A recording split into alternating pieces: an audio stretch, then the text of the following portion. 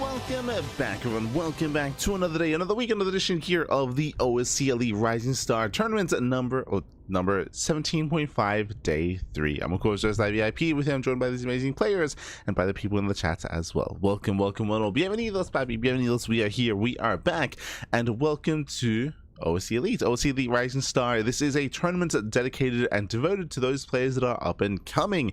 This is restricted, and players that have achieved too many accolades and have placed too highly in big premier events are ineligible for this tournament. So we have the younger up and comers instead, and we have quite an array of players ready here. We have and again we typically feature players like Ducklings, like MJG, Young Yakov, Middle Shameless, Honmono, Mute, Minizerg, Jumi, and many more. We'll get there. We will get there. For now though, we're going to be jumping in. Now this event is a little bit different than our typical tournaments for the Rising Star players. Usually it's like a massive bracket, double elimination. This time it is going to be single elimination. It's going to be a single elimination bracket instead, but pure best of 5. Pure best of 5s. It's a lot of games, a lot of best of 5s. Let's go. Let us go. Going to be jumping into a PvP, going to be jumping into Ducklings versus MJG. Let's go. Game 1 is going to be on Tourmaline. Also, if you're in the chat, !B in the chat, have a look at the bracket yourselves. The bracket is live, the bracket is available, and we will work through the bracket here over the course of the next couple of weeks. It'll take quite some time. It'll take some time to work through said bracket. We will get there. As spawning in the bottom left-hand corner of Tourmaline, we have the Italian Protoss player. We have the red Protoss representing the Platinum Heroes. It is Ducklings. And spawning in the top right hand corner, we have the blue Protoss player from the land of the UK. It is MJG. Fix up my green screen. Fix it up.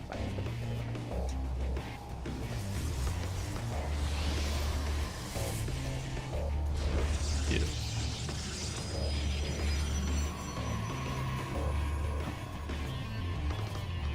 But after the series, we'll get into the bracket. For now, we're going to be jumping into said PvP, and we'll see how MJG does compare. MJG, he's more of an amateur up-and-coming player. We featured him against Patches last time. I want to say it was around 2 weeks ago. And we'll see how he compares to a much more veteran player like Ducklings. Again, Ducklings, he has been steadily improving over the past couple of years. He's still around the middle of the pack, I would say, amongst the other European Protoss players. I mean, there's a lot of European Protoss, so that it's hard to really distinguish yourself. I would say I would compare him to Azura alongside Ducklings. Both Italian Protoss players. Both building up. As we have our initial openers, and so far everything's looking normal. We have a 2-gate opener out of MJG. We have 2 gateways out of Ducklings. If you remember MJG versus Patches 1, it was a very entertaining series, 100%. But MJG did nothing but cheese. Nothing but cheese, nothing but all-in. We never saw a singular standard macro game. So we'll see if that translates to the PvP as well. PvP can be a little bit more limiting at times when it comes to what you have available to you. Proxies are available, of course, that is true, but we have often seen a lot more standard kind of mid-game here, especially amongst some of the European Protosses, where they're a little bit less active and less aggressive. We'll see. The pylon placement has been thrown down behind the mineral line, and we can hide our tech if need be. Otherwise, we should be expanding from here. Double Stalker open out of NJG. We have Sentry expand that Ducklings. Ducklings will be greedy here, skipping his second units and going for a faster Nexus. So Ducklings is cutting corners, is being greedy. At the same time, Ducklings is also blocking the expansion. Battery? Wait, what? So, safety shield battery in the main base into a Twilight Council. MJG did not probe scouts. Ooh, did not probe scouts. So blindly, we're kind of, I would say, wasting resources here. There's no reason to get a battery unless you believe you're being proxied, unless you believe there's a proxy Stargate. But the fact that there's no probe scout, I guess, like, it makes sense why there's a shield battery here. It's just very inefficient, and it's hurting MJG more than helping him because he did not go for the scout across the map. Meanwhile, Ducklings coming with hallucination, confirms everything, does confirm, and does get eyes on the Twilight Council. And we'll see if we commit into a 1 base all in. 2 gateways so far. We'll see if we throw in a 3rd and a 4th gateway. MJG does poke in. I guess this goes in line into what we said earlier, how MJG, he did nothing but cheese in his previous series, and it feels like we're setting up for a proxy once again. Yeah. Setting up here on the south side. Of course, Lelix also knows to play safe just because he saw the earlier tech, and he confirmed the non-existent expansion. Robo's on the way for defensive immortals. It'll be a very safe way to approach this. Batteries are done, force fields are available, and Lelix, can he look down some of these stalkers? Can he look him down?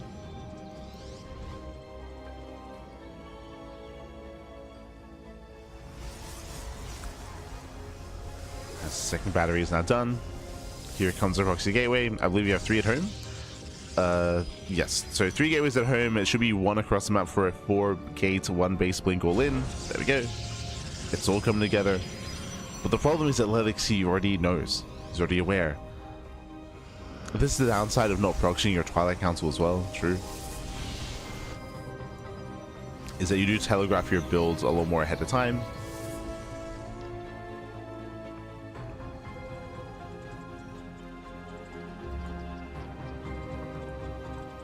The first immortal has arrived, and as the immortal count builds up, it's going to become more and more difficult here for MJG. It's looking rough already. Does it get baited? Oh, he does. He does get baited, and with that hallucination, does tank 2 volleys. The immortal goes to town. Nice forces looking down the stalkers.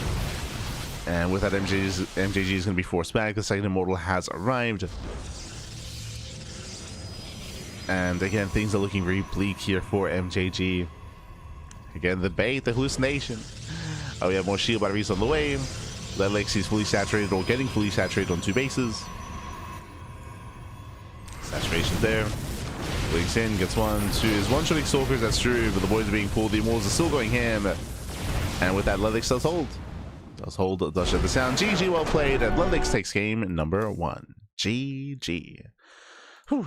GG, well played. Lelix does survive set all in. I expect to see a little more all-ins in this series. I will say very quickly here, the issue that I had with MJG's build is just because he got the Twilight Council at home in the main base.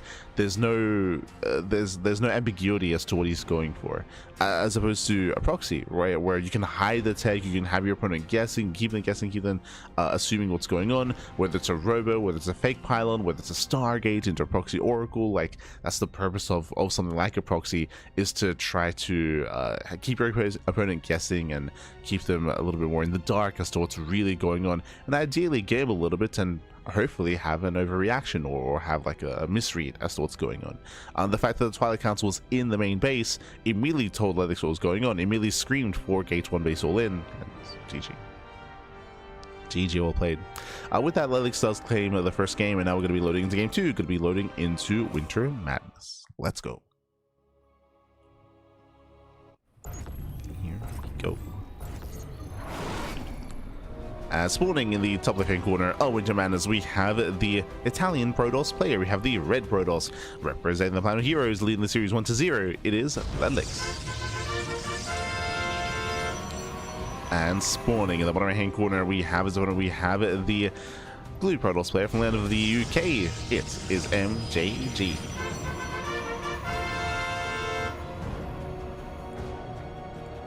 Eyes are on this probe. As MJG does move out, I will say that already after the first game, I feel like the tone has been set, and we're expecting MJG to be the aggressor. But we'll see. We'll see if that trend continues, as MJG is going for a probe scout. Okay. He's going for a cannon rush. Never mind. No probe scout. He sends out 1. He sends out a second probe as well. Now, if MJG can set up behind the mineral line, like there are some positions here where you can pop off with said cannons, we'll see how Lelix responds. Comes down to his reaction. There it is. First pylon gets thrown down. Boys are being pulled. They get into the pylon. Meanwhile, we do see MJG setting up behind the mineral line. Oh, but he, alas. Yeah, it doesn't quite set up here. He isn't able to walk himself in. So these pylons are going to be focused down. We do see cannons on the way in the low ground. Our first cannon. We try to wall up. The pylon on the high ground is going to fall. Oh, can we get the probe? Oh, not quite.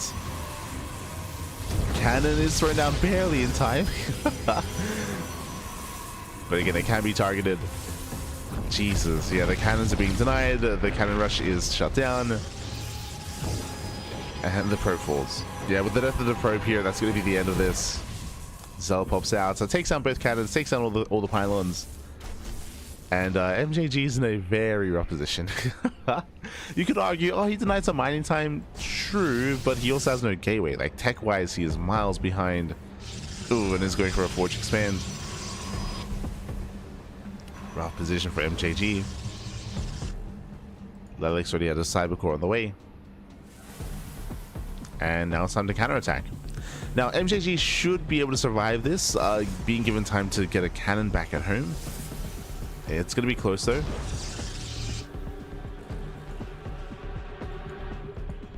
Ooh, as Lelix, he has 2 Zealots. He has 2 Zealots moving out. And if he can deny this cannon, that's game. To be honest. The cannon is halfway done. Zell is waddling in. It's going to be close. Second cannon's on the way.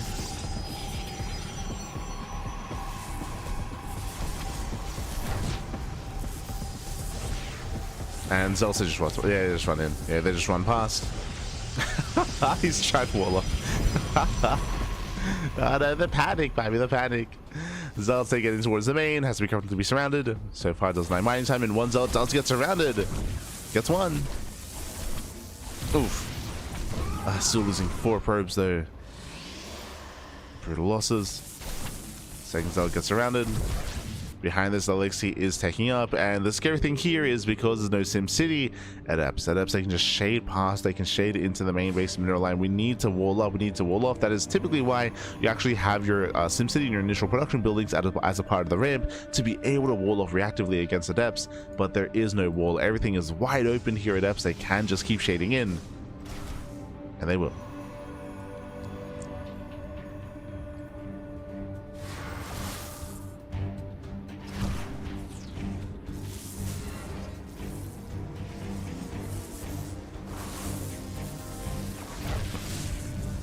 Getting 1, getting 2 probes.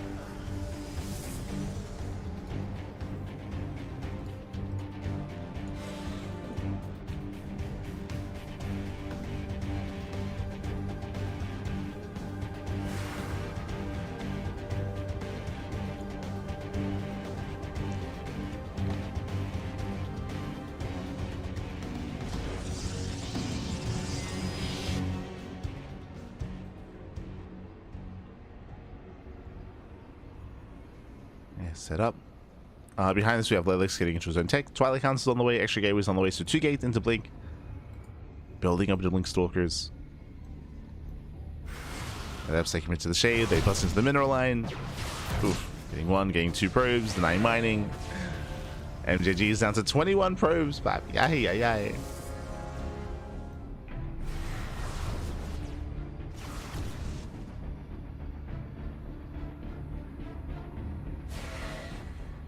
We can just keep shading. Oh. And from here, shading into the main. Finding more damage. And at this point, we're down to 19 workers. Aye. Not like this. Honestly, if Lelix wanted to, he could just keep warping in adepts and just keep doing the same thing. And that would work. But we did see he's at least calming down, saturating his bases, building up into Blink, and just getting to a much more secure mid-game. Much more secure. Safety of Robo, just to get detection in case there's a Dark Shrine. Checking with ninja bases. Yep, scouts bottom left and top right. At least he's just crossing all his T's, dotting all his I's.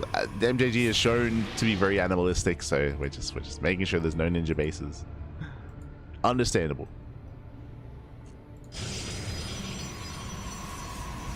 Understandable.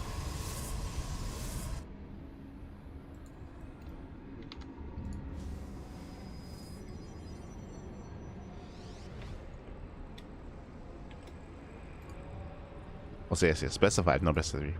My apologies.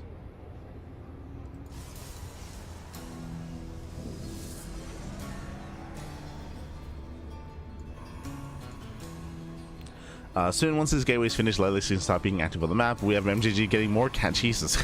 He's just throwing down a wall of cannons back at home. No. Not like this.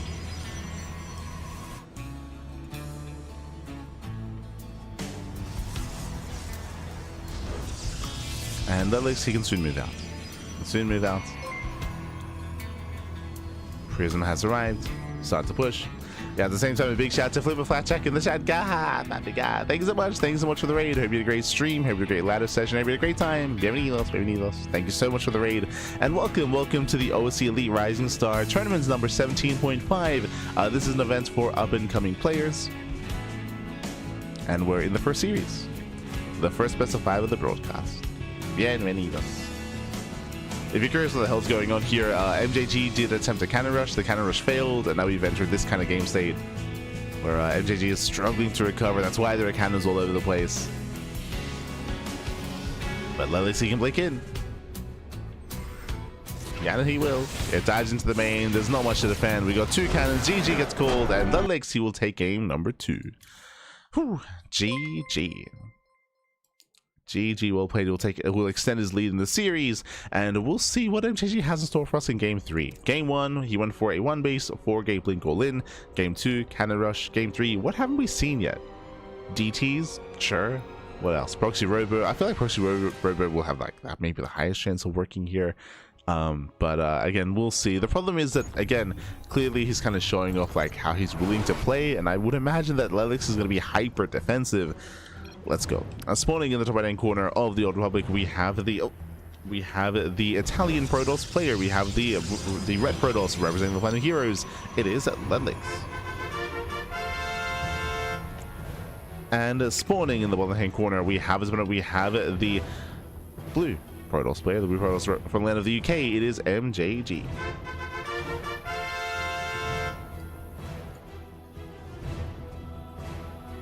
Up-and-coming players like Masters and Below, no, like GM and below. So I would say a lot of the top players here are around like maybe 6k.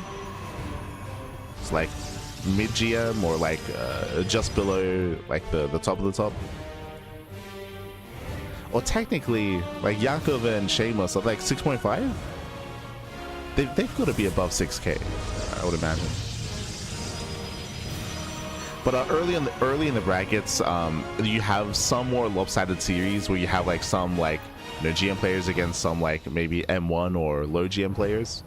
I think MJG is around M1. Where do we go? We have our 2 gateways being thrown down. So proxy 2 gates. Once again, MJG is a hyper cheesy player and will do nothing but cheese. There's all space on yeah. I think that's maybe a better way of putting it, and why there's maybe like a bigger range of players is this tournament does kind of limit, does restrict players that have achieved or that have placed too highly in big major premier events, and is open to all those below that.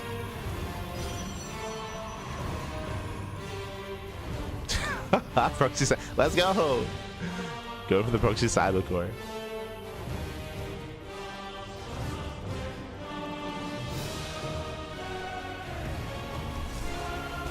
Perfect hallucination bait. It was ideal there in game 1. So now we do set up two safety shield batteries. Ducklings, he scouted. He confirmed that every pylon was missing, so he's setting up defensively back at home, buying time for his adepts. Bearing in mind that MJG, he's chronoing out more zealots. Cybercore is now done. He can reinforce the stalkers, and MJG is trying to set up his shield batteries. He's trying to. Batteries are on the way, but the pylon is going to be shut down. Yeah, the pylon does fall. There's a backup pylon on the way, and we're going to see battery versus battery. God. Oof, has MJG down to 1 zealot. Yeah, 1 zealot left. Behind this, he's going to be chronoing out stalkers. We have stalkers on the way. But again, you could argue that this zealot is just wasting some energy here. Yeah, a lot of energy being spent on the zealots. Zealot goes down. Shield batteries, they're tapped out. They're tapped out back.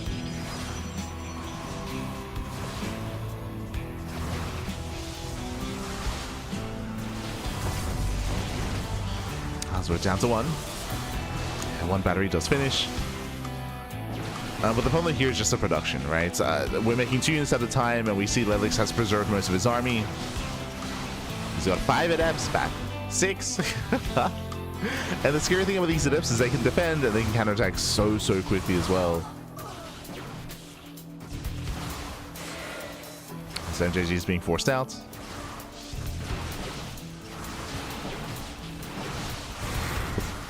Diving in the army, locking down the final stalkers.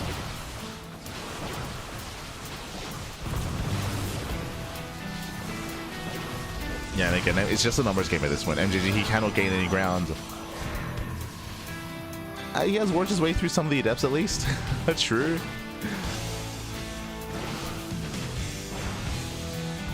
And the fact that we have equal production isn't really helping Lelix too much. I feel like we could maybe have tried to afford another gateway.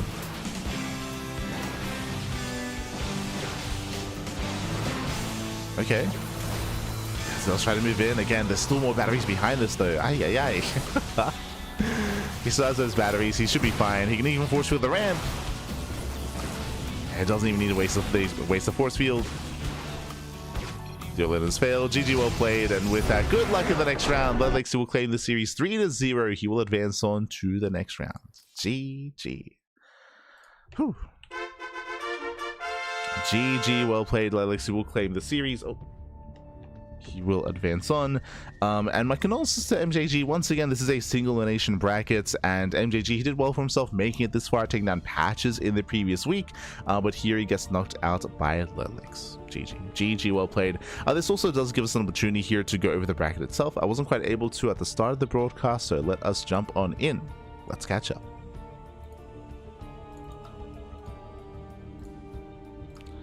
Here we go. Beautiful. Okay. We can zoom in a little bit. There we go.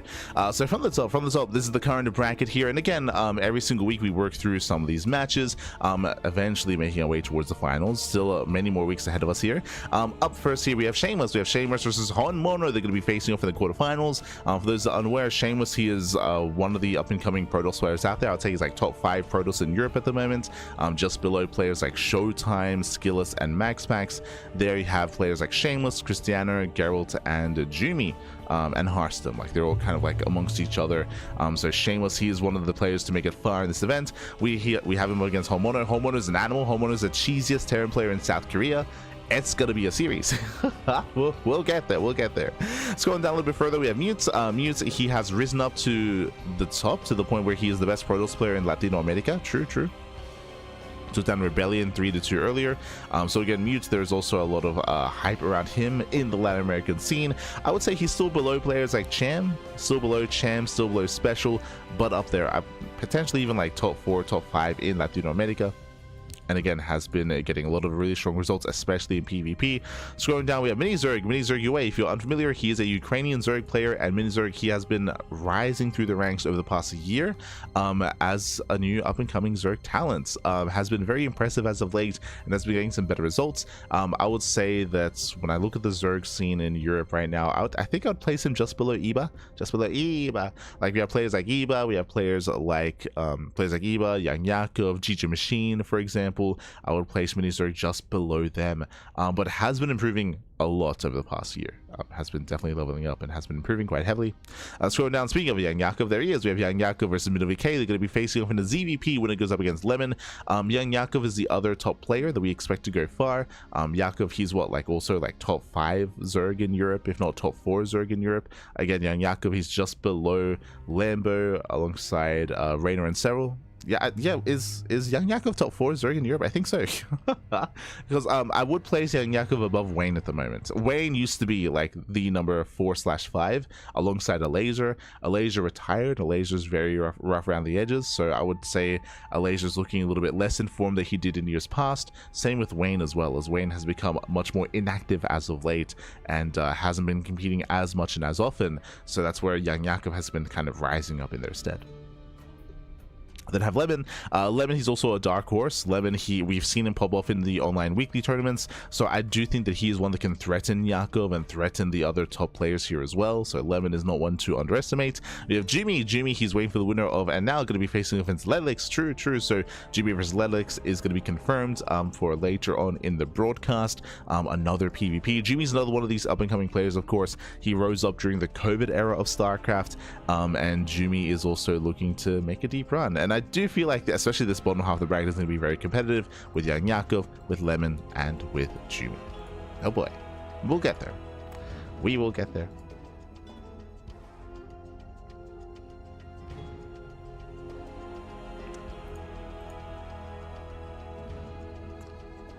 Here we go. But otherwise, we are going to be getting into our next series here. Okay, so with that, Lelix does take down MJG, and we're getting into our PvZ here, Young Yakov versus MinoVK. Let's go. Alright, let's go.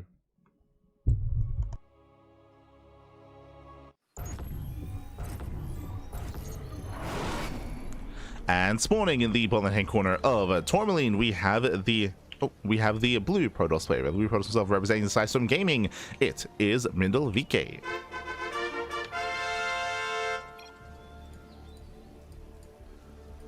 And spawning in the top right hand corner, we have his opponent. We have the red Zerg player. The red Zerg player himself. It is young Yakov. And if you're in the chat, predictions are now open. Place your bets. Place your bets on who you think will claim the series. Best of luck in the chat as we get into our ZVP. Let's go. Let us go. Coming into this young Yakov, he's one of the favorite players to win the tournament, I will say. Yakov, he is kind of going to be the Zerg representative. Again, looking at this event, we look at Shameless, we look at Yakov, and we'll see if anyone can stop them from facing off against each other. I do think that MinoVK is going to be a good challenger here. MinoVK, he's a player that did kind of step away from competitive play for a while. I want to say 2 years ago. 2 years ago, if you remember, MinoVK, he was an active competitor, and they started doing more streaming, doing more casting, and running more tournaments. So he does run a lot of tournaments for the European region, for the European scene. Events like a Waterfall Cup, a Firegrow Cup, a Sunny Lake Cup, the Anonymous Cups as well. Like he's run so many events, Bab. Yeah.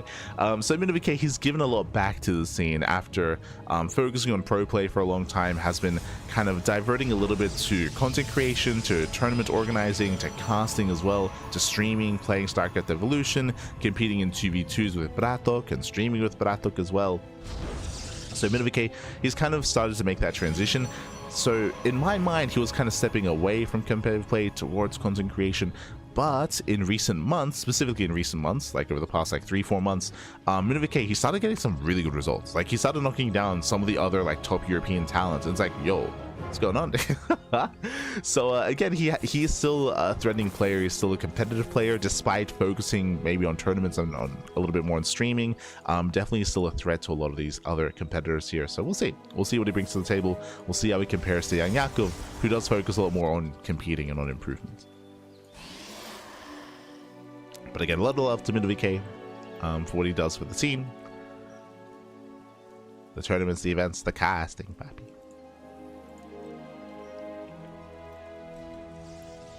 Oh, hello, as we do have a Robo follow-up. Okay, sorry, my apologies. We did have our Sailor opener here into an early Robo. Cheeky build out of MinoVK, by the way. Robo openers are very niche when it comes to PvZ. This can lead into early Colossus drop. This can lead into an Immortal-based Immortal Sentry all-in. Think of like a Soul Train-esque all-in. But again, we have a much more aggressive follow-up here by MinoVK. Young Yakov, Hatch Gas Pool. Hatch Gas Pool, just droning, just saturating, should be working as third base momentarily. Lings do move out, but again, the tech here from MinoVK is unorthodox, and I'm thinking either an Immortal base, 2-base all-in, or we could even go for a War Prism into Slow Lot, so we can go for a Slow Lot all-in as well, which is also not unheard of.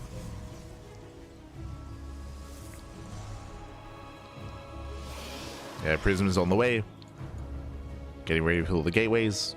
if you remember, the slow lots all in was invented and was popularized, what, in 2021? It was during the first year, or maybe the second year of COVID, and it was by Haas, the Taiwanese Protoss player, the infamous Taiwanese Protoss, did actually bring that to the forefront, did showcase it in the Taiwan-Hong Kong regionals, and then from there we then had the Koreans and some of the other players kind of adopt it, and it did have a brief stint like in the meta. Again, that was a couple of years ago at this point. Here did warp in some stalkers though, okay. And is still staying in gas. Regardless, the 2 base all-in is upon us. I believe 4 gateways in total. 2 gateways in the natural and 2 gateways in the main. Sorry, 3 gates in the main, 5 gate all-in, okay. And because he's staying in gas, he's warping in vanilla stalkers. Okay, so not slow lots. Not slow lots. Just warping in vanilla stalkers, committing across the map. Behind this, young Yakov, he did delay his third base going for a faster roach warren. He's making roaches as we speak, but he needs more time. He needs more time. Yeah, the all-in has arrived. The prism, oh, the prism's too close. And it does have to back up. We ain't taking a lot of hits. Spine crawl is going to be denied. We have 5 more roaches on the way. Boys are being pulled. Here comes the solar reinforcements. Let's go. You don't need charge. You don't need it when you're hitting this quickly. When your opponent's coming to you. Ooh, 1 stalker gets picked up. But Minuvik, he is breaking through here. There's, what, 1 roach left. There's 2 queens remaining. Has to take it slow. Going for another warp in. Oh my god. And he's doing it. Yeah, Minuvik, he's breaking that natural. Again, there's just not enough time to build up more roaches. The roach one's on the thread. GG gets called, and Minuvik all-ins the hell out of young Yakov. GG. Whew. GG, well played. And again, a very unorthodox build here by Minuvik, going for a 2 base all-in with purely a robo, with purely vanilla stalkers. We saw that young Yakov was woefully underprepared. He was getting a 3rd base, he was droning up. He did react and respond with a roach one with roach production, but it was a little bit too little too late, as they were just trickling out a roach at a time. And Minuvik, he begins the upset. Oh, let's go. This is what I spoke about. Again, like young Yakov, he is the favorite player here, 100%. But Minuvik, he has it in him to threaten these players. Now, I would imagine that young Yakov is going to be playing a little bit safer coming into game 2. At the same time, I do not expect the same build out of Minuvik. He does have a very wide array of builds available to him. We expect to see him deviate here and switch gears. But let's go. Let us go. Meanwhile, a big shout out to... Oh my god. Thank you so much. Shout out to Flipper Flatjack for the 100 bits, papi. Thank you so much. Thank you so much for the bits. Thank you so much. Hope you enjoy the content, the casting, and the StarCraft. Thank you so much, man. And spawning in the bottom right hand corner of Winter Madness, we have the blue Protoss player representing Storm Gaming in the series 1-0. It is Minuvik. And spawning in the top left hand corner. Top left hand corner here we have the red Zerg player. The red Zerg player himself. It is young Yakov. Here we go. So is this live? Yes, the cast is live. Predictions are open. If you miss them, then maybe you can get your predictions in for the next series.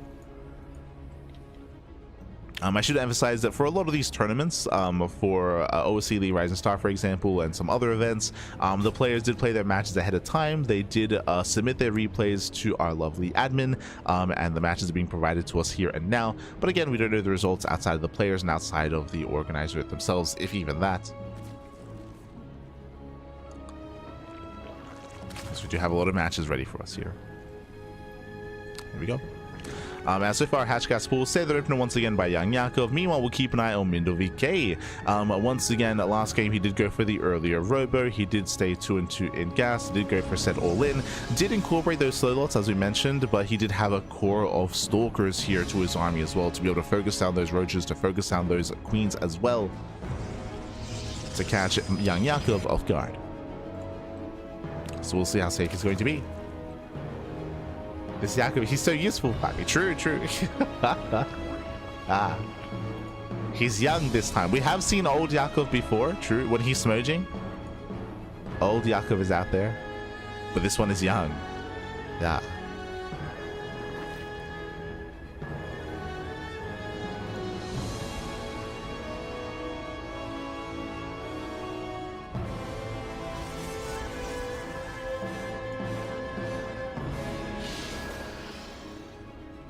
From here we are building up.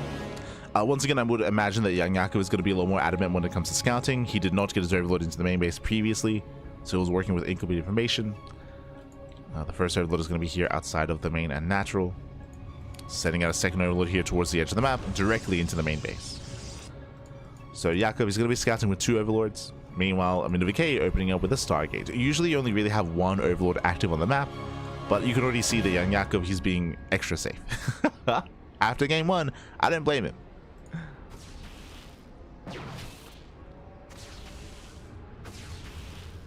As the first overlord is going to be shut down.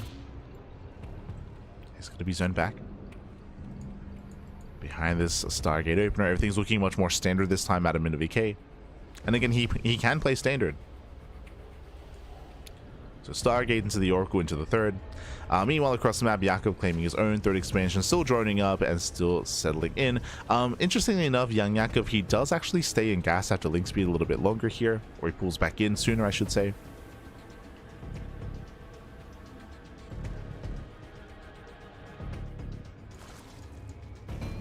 Typically you'd wait and you'd prioritize saturation, and now we see why. That's a 328 Roach Warren timing, not 325. Jesus, very early Roach Warren, and now we see why he pulled back into gas so much so much earlier, so much faster.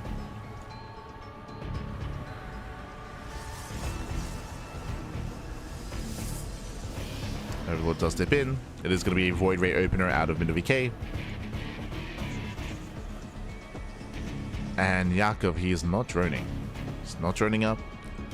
Throws down the Evo chamber. He does have a wave of links behind this. We're getting some mixed signals here. But Jakub, upon seeing and confirming the Stargate, it looks like he will not make roaches. Yeah, he cancels. Yeah, cancels the Roach Warren. Looks like it was a safety Roach Warren out of young Jakub. He was blindly trying to defend. And that does force some inefficiencies out of Jakub. That means that the Evo chamber is late. The Roach Warren, of course, wasted resources canceling. This chamber should be for +1 melee into a more Ling heavy style. Yep, there it is. Melee's on the way into Ling Hydra. This is kind of like the go-to standard response. Oh my god, and we're going for more Stargates. So, Void Ray opener into more Stargates. Again, the purpose of the Void Ray is to deny vision. Remember, young Jakub, he committed into 2 overlords across the map, and he will fail to scout the follow-up. As both overlords go down, so Jakub sees nothing. Now Jakub, he is going for a lair, and this lair will allow for an Overseer scout. So there's going to be a later Overseer scout for young Jakub. But until then, he's in the dark. And we got more Void Race on the way. We're going full 2021, baby. Mass Void Ray. No.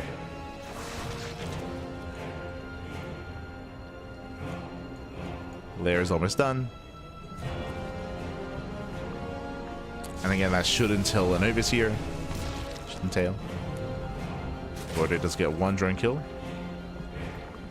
Oracle does threaten to dive. That's 2, gets 3. Yeah, 3 drones go down. We're still making more Void Rays behind this. Oh, the Void Rays back. Now, thankfully for young Jakub, he's going Ling Hydra, right? Thankfully, he's not going for a Roach heavy composition, as the devs say do pick off another drone. But, oh, never mind. Is going for the Aspire, actually. This is risky. This is very risky here. So the purpose of this Spire, remember, Jakub, he doesn't know what's going on. He doesn't know. This is for Muta play. This is go Ling into Muta. Obviously, once he scouts all the Void Rays, he can try to adapt. The problem is that Mutas aren't ideal against Void Rays. Corruptors aren't either. So it's going to be a little bit awkward here. Technically, Mutas in a high count can deal with Void Rays, but it's going to be a big investment. We'll see. As Void Rays are packing up back at home.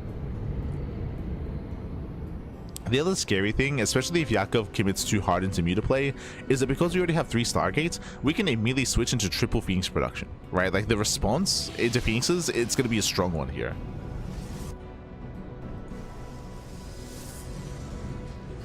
You must construct additional pylons. As Lings, they threaten dive.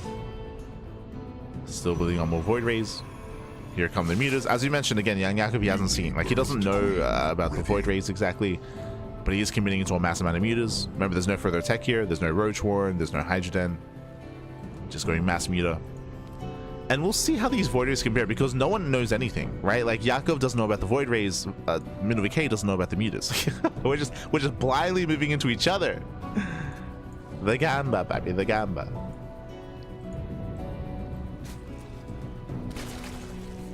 Void Rays, they move in. They focus on the Spore. They go for the natural, they go for the expansion. Mutas, they do collapse in, and they will be able to focus down the first Void Ray. They get one. And one Void Ray goes down. There's a recall back home. And behind this is what I was mentioning here. We have a mass switch into mass Phoenixes. Making 3 Phoenixes at a time. Yakov, he supply blocked. No, he supply blocked. 6 overloads on the way. Ah. A laser. Get out of here. What are you... Ay, ay, ay. So massive supply block. Mutas, they try to move in. Back it over. We got shield batteries. We got more Phoenixes amassing. Lings, they do bust into the natural though. Not bad. And Phoenixes, they kite against the Mutas, but Lings, they do get into the mineral lines. Probes are going down. Getting 10 probe kills so far. Wow, but there's side defense in the main. And these Lings are going to be shut down. They get a full scout at least. But they're going to be shut down. Going for charge. They should not get it. Minivk does defend. And Yakov has been joining up to full 4 base saturation. 85 workers here for young Yakov, and from here switching, still making mutas. He's getting +1 fire carapace. Got a couple of roaches on the way as well. Likewise, Minivk also making a ground switch into charge. And who exactly do we favor here? Okay, so there's 9 mutas, and at this point I feel like we're done with muta production. A couple of corruptors, which again are not ideal against void rays. You can see we're trying to make the switch into roaches. The worrisome thing that I have as we're switching to a roach heavy composition is that void rays, there's still a very healthy number of void rays, and void rays, they can completely just mow through a large amount of roaches, especially this many void rays. So I'm still a little bit concerned. Okay, corruptors, there's only 2 corruptors. Yeah, they can be bullied back. Got transfuse. Nice transfuse. Forcing out more corruptors. Okay, we got 6 more corruptors on the way. At this point, Minivk is making maybe too many Phoenixes. They're ideal against mutas, but not so much against corruptors. Speaking of, mutas, they dip into the bases. We got 3, 4, 5, 6, 7 probe kills. Okay, not bad. They're going to be thrown away, of course, but they're gaining value. 10 probes. 10 probes to 9 mutas. It's better than nothing. Better than nothing. Now we're going back into void rays. Again, I don't think there's a good answer right now for young Yakov for mass void ray. I think the best he can hope for is fungal the void rays, lock them down with the infestors, and then bile, right? And then bile them down. Obviously, the corruptors can help with some DPS as well. Infestors are coming. How many void rays? 7 so far, getting up to 8. We're collapsing into the army, though. I'm not so sure we should be doing this. Yeah, Bile's turned away. 1 void ray goes down. The void rays are trickling in. They're going down. They're going down one after the other. Yeah, Minivk should not be out here. There's that fungal. Nice catch. And from here, I feel like the best call would have just been to stay defensive. To stay defensive here, to make sure you fight with your cannons, shield batteries, build up your bases slowly over time, build up your sky toss. But last, Minivk threw away all those void rays. Nice pick up here with the Phoenixes. But Minivk, he has to restart from scratch. He has to build his army back up. Yeah, Corruptors, they bully back the Phoenixes. We're trying to remake those void rays, but it's just too little too late. Yakov, he's maxed out. He should be able to break the 3rd base. Should be able to knock it down. Yeah, going for the Nexus. Likewise, there's still so many roaches left over. Void rays do come in. Okay. That's who's back alive with the Biles. Oh, Biles, they force out some micro. Corruptors are zone away, but the roaches, they keep on pushing. Yeah, there's still so many roaches on the ground. And they do get 8 probes. With that, though, Mindle, does he hold? Nah. He still loses the mineral line. He might eventually clean all of this up, but he will lose almost every single probe. The Nexus as well. Again, imagine this defense, but with, what, 5 extra Void Rays, or the Void Rays that were lost earlier.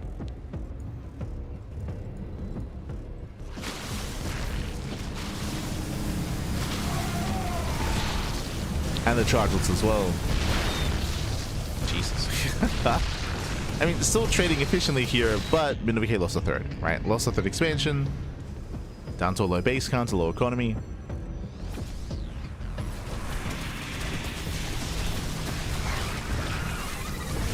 There was potential though. I want to say that. There was definitely potential here for Mindle. As things, they do slip in, and this time they will eviscerate the entire mineral line here. The forward base will go down. 14 probes. He was cooking, fam. He was cooking. It was crazy. As down goes the expansion. Now Jakob can focus on the natural. Storm has not been researched. The Archons get surrounded. And Jakob does overwhelm. Takes down the Archon. We got 2 Archons left, down to 1. 1 Archon remaining, down to 0. And again, these Void Rays, they put in a lot of work. But GG gets called. GG gets called.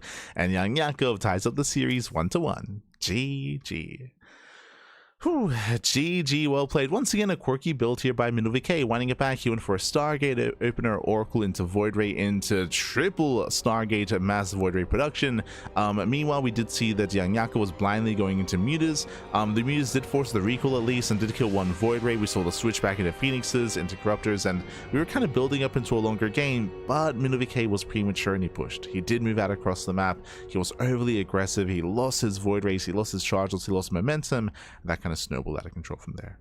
GG, well played. With that, we're now getting into game 3. We'll see who will take a lead in the series. We're tied up 1-1. Who takes a lead? Let's go. That's going to be loading into Ruby Rock. We're loading in.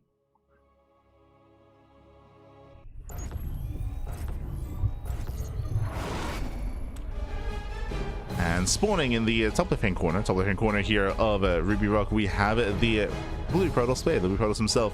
Oh, being forced into a tied series, representing Sidestorm Gaming, it is Minovike.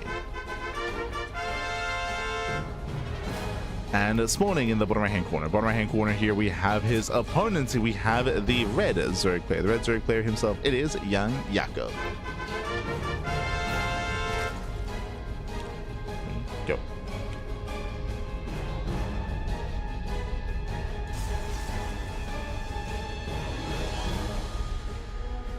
Go. As again, Minovike, he's had some very quirky builds as of late, and I'm sure that trend is going to continue coming into game 2, 3, game 3, 4, potentially even game 5. Show us what you got. Show us what you got. Once again, Jakob, it's going to be on him to try to scout across the map to confirm what exactly is going on, to figure out what the hell Minovike is up to. For now, keeping his second Overlord here at home, just making sure he doesn't get cannon rushed. Does keep it at home. And now we're moving out.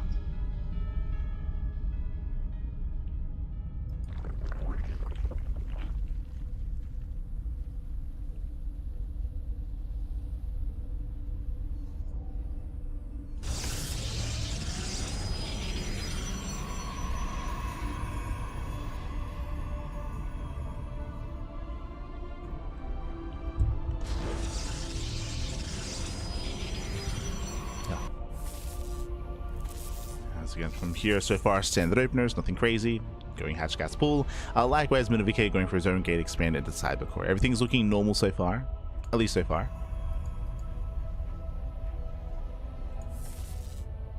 I should also mention that just because Jakob has been the reactive player so far doesn't mean he has to be. Jakob himself can be a little bit more assertive, can be more aggressive, especially on Ruby Rock. This map is smaller rushes or shorter rush distance by ground, more exposed third bases. And we didn't even see last game, Jakob wanted to play mutas, blindly of course, but he wanted to get into his own muta play, wanted to gain momentum, wasn't quite able to, but we can see him be more assertive here. Meanwhile, Stargate opener at Minovike, standard opener so far.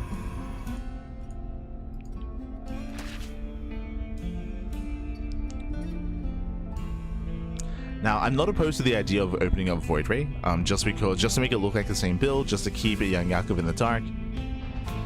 Even if he goes into a standard follow-up, the mind games, man, can play their role, can play its part.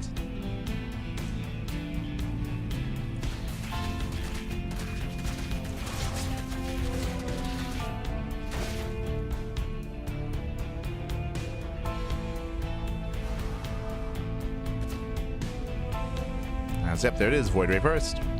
Void Ray's on the way. We'll hunt down the Overlord. And again, this isn't necessarily indicative of something cheeky or something hidden. It can be, but it could also be a standard follow-up. That's the scary thing about a Void Ray opener. Oh, okay. Void Ray into Forge. You have my attention here. Interesting. So this could be one of two things. Either we could be working towards a Forge for a very early +1 and then a +2 timing later on down the line. Oh, the Overlord comes back in. No, he rescouts. He rescouts. He does get eyes on the Forge.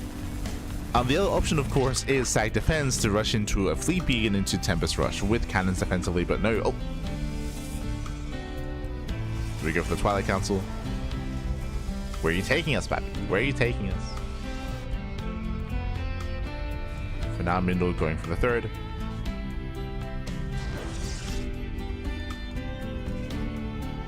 And it is for +1. Okay.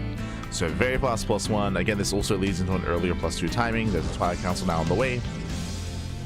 Now, in my mind, because your upgrades are being prioritized so heavily here, in my mind, we could be going for a Twilight Council into Templar Archives. Nah, if that was the case, we'd see a Robo. I was gonna theorize going into an Archon drop, into an Archon heavy style and composition, but there would be a Robo with that. So without a Robo, are we leaning towards Blink? Early +1, early +2, like Blink 8 gate all in. But for now, I'll hedge my bets on Blink, but we'll see if he goes into charge. Yeah, Blink. Again, the lack of Robo was more indicative that it would be Blink here. If we had a Robo, then I'd be like, okay, so Archons and charge slots. But there's a very high chance that Middle doesn't take gases at the third base and goes into an AK3 base all in. What's going to be scary is that typically these 3-base Blink all-ins do hit without any upgrades at all. Here we have a different variation with insanely fast upgrades. You know, I'd have to say Shade into Natural. Nice damage here. Getting 3 drones, almost 4. 3 drones go down. I'm sorry, I was focusing so much on Middle VK because this build is so quirky. Back at home, Young Yakov did go for a Safety Roach Horn. Safety Roach Horn into Roach Speed. He's going into a Roach Heavy style, Roach Heavy composition. I do favor Middle VK's setup here. As I mentioned, this is going to be a +2 timing, and it is a 3-base all-in. So massive Gateway Explosion, 3-base all-in. Middle VK should not be taking his gases here at the third base. Oh, going for the Robo. It's going to hit a little bit later. So usually this kind of setup relies on a proxy. You throw down a proxy gateway across the map and then you can warp in. That's your reinforcement point. The Robo tells us that most likely this will be hitting with a warp prism. So we're going to be spending more gas on a prism, on a Robo.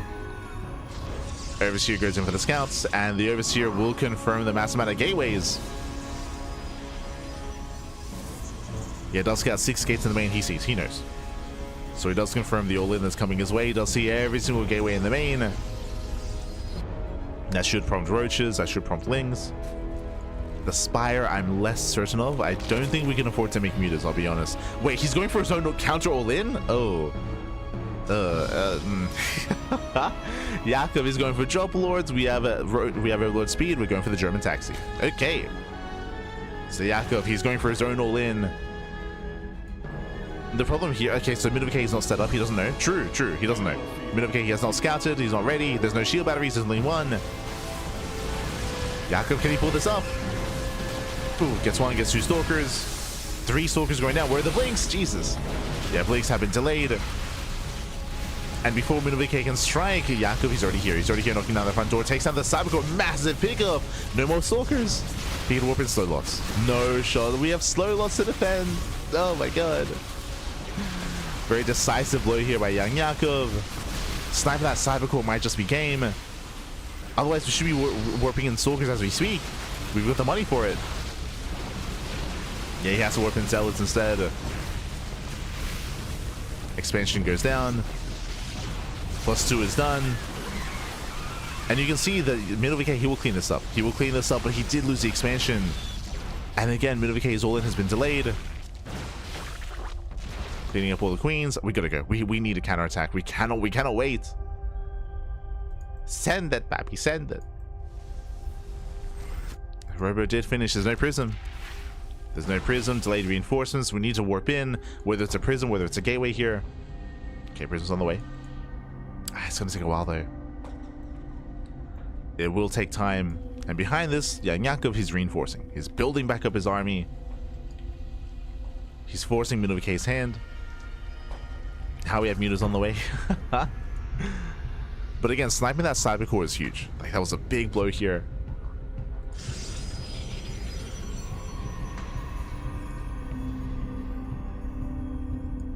As Yakov setting up for a counterattack.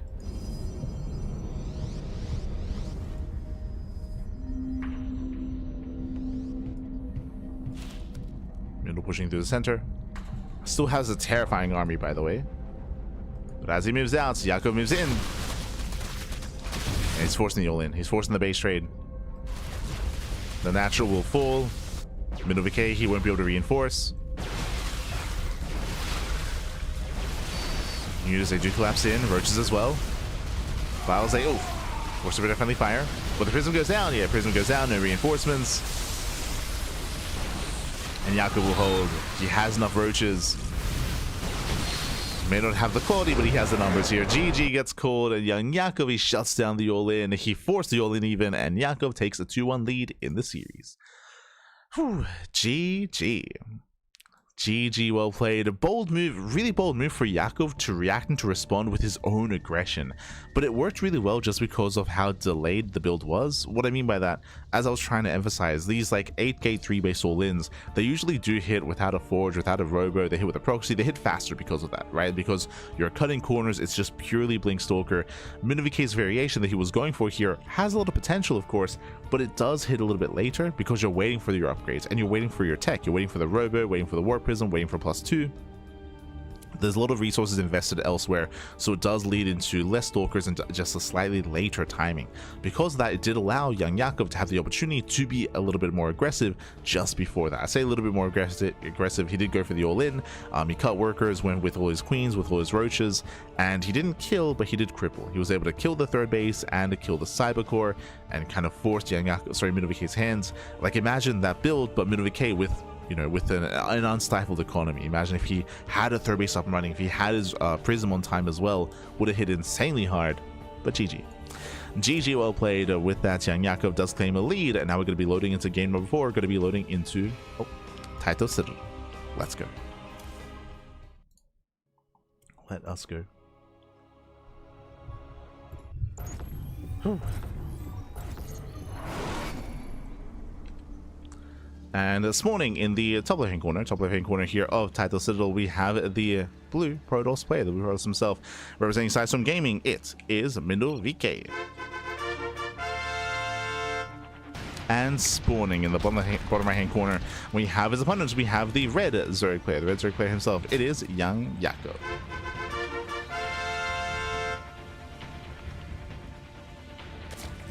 We go.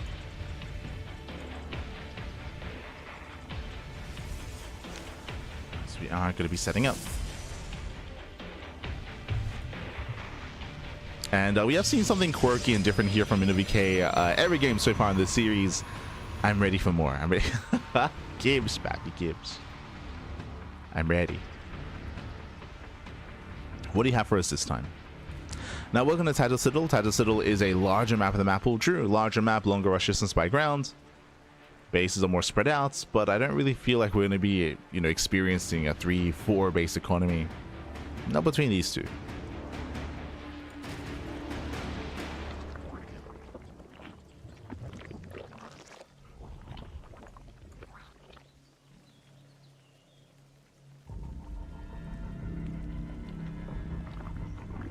I saw in the YouTube chat so many cheeses. Based on the opponents and the setups and the players and the matchups that we have here tonight, we're gonna see a lot more. Bearing in mind, we have Sheamus versus Honmono after this. Like, mate, that's gonna be nothing but all-ins. Nothing but all-ins as well. I would expect to get into a standard setup and a standard series between Mute and Mini Zerg. I do think that they're gonna be a little bit more straight up and macro against each other. But until then, Clown Fiesta, baby. Interesting placement here with the pylon. The pylon gets thrown down behind the mineral line, so we're going to be hiding the tech. Even if this is a Stargate, there's a very high chance it's going to be Void Ray to hide the tech to make sure that Young Yakov has a hard time confirming what's going on. So it does hide that second pylon. Stargate out of Minivk. Typically for Oracle base openers, the pylon is closer to the edge of the main base to reduce the time it takes for the Oracle to get across the map. Referring to standard like double, triple Oracle openers.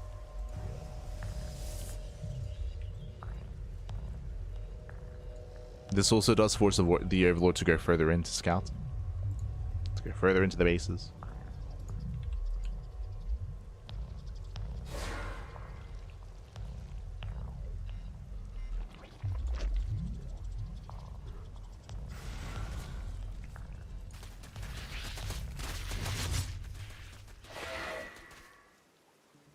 So now we are going to be sending shades. Once again, a Void Ray opener. Makes sense.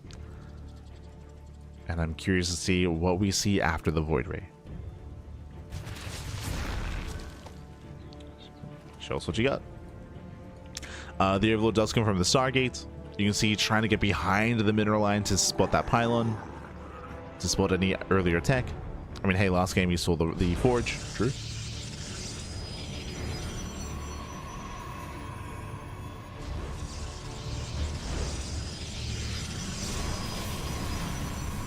So Overlord is going to be hunted down. And again, what is thrown down behind this? Yakov checking for the third base. Minivk will expand. Everything's looking normal so far. Nexus is on time.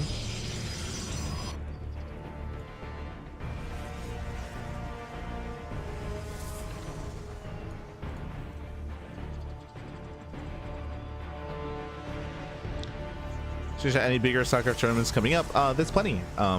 There's Star Zagora. Star Zagora is the big offline event in Bulgaria that's going to be happening in March. We have Pigsty Festival, which is currently ongoing. We have RSL, which begins this week, I believe, or next week. Second Stargate, let's go! Second Stargate. But yeah, there's plenty of big events happening. So RSL, Star Zagora. There's a third one. Oh, right, Pigsty. That's it. So Pigsty, RSL, Star Zagora. That's over the next 2 months. As we are going double Stargate Mass Phoenix. Okay, let's go. Building up his Phoenixes. Blindly, of course. Meanwhile, we do have a safety Roach one here out of Young Yakov, going for his faster lair.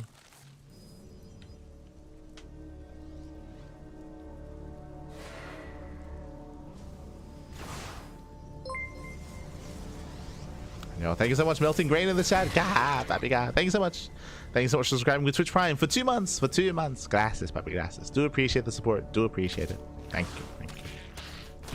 Hope you enjoy the content, hope you enjoy the casting, hope you enjoy the StarCraft, as we have a once again faster Spire out of Young Yakov. Okay, he's been very fond of this for what, the 3rd time this series, going for the Spire, setting up a Mutas. It is unfortunate though that we're blindly going into the Spire against blind Mass Phoenix.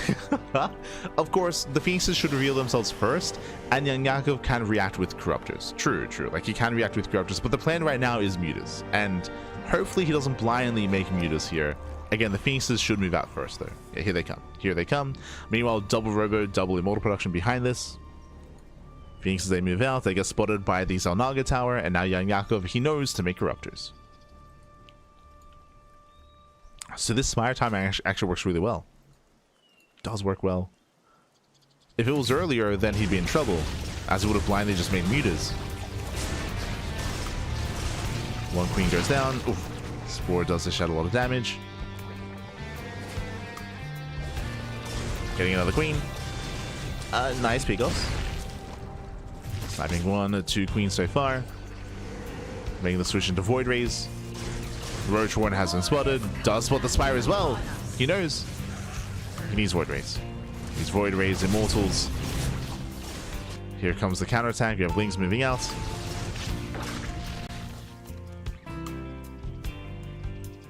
Oh, as Minivk's supply blocked. He needs a little bit more time. And thankfully it's only Lings. Lings and 3 Roaches, and not actually much on the ground.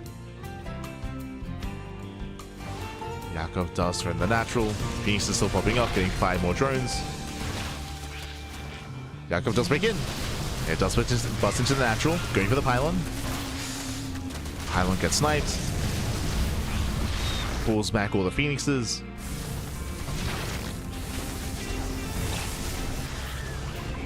And again, we have those corruptors amassing. Not just that, but Yakov is actually droning. Okay, he's droning, he's saturating. Getting his 4th base up and running.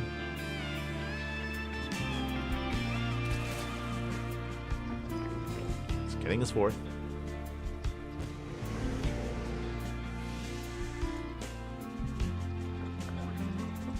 And these Phoenixes, they can't really achieve any more damage here. Now we have Corruptors. Speaking of, ooh, they one-shot. Gets 1, gets 2. Gets up to 3 Phoenixes already. Yeah, Minivik will lose map control. These Phoenixes, they weren't quite worth it. Did snipe a couple of Queens and a couple of Overlords and like, what, 5 drones? But it's so unfortunate that those already Aspire. Yeah, and with that, the Warriors, they get focused down. The Phoenixes as well. Going for the Robos? What are we going for? Ah, the Stargates. Yeah, it does go for the Stargate as well, and it will go down again. Massive pickoffs here. Minivik behind this is trying to recover, getting a 4th base, building up his own economy. But a Stargate goes down, now going for the other as well.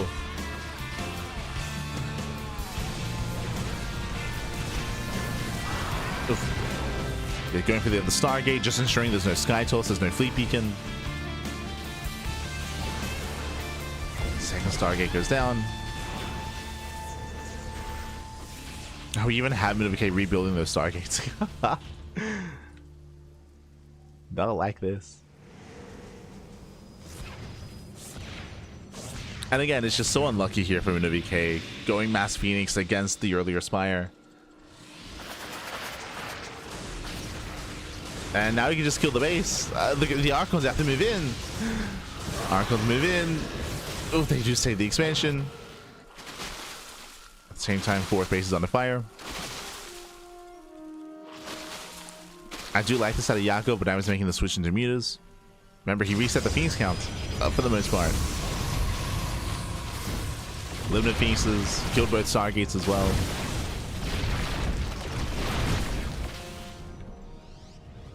So we're going back into Mutas.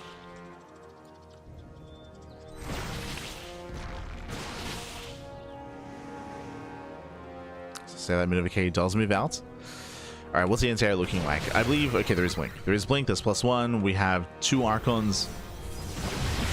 Can they be focused down? Oh, collapsing on the Stalkers. Yeah, sniping 2 Stalkers, rushing past. Does rush past, and we're going for the base trade. Let's go. We're going for the base trade.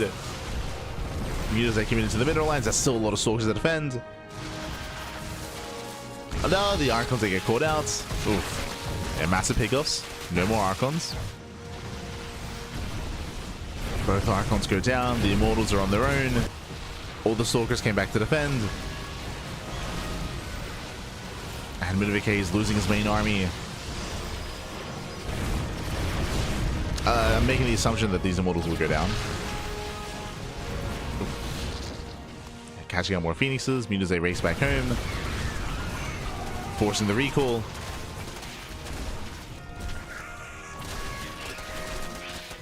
Again, Yakov still has momentum.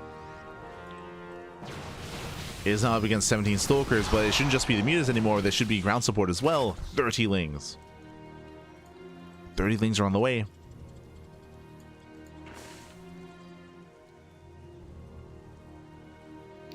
I've seen the chats. Are all the games best of 5s? Yes, yes.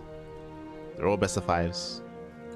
The finals might be a best of 7. I'll have to double check the finals.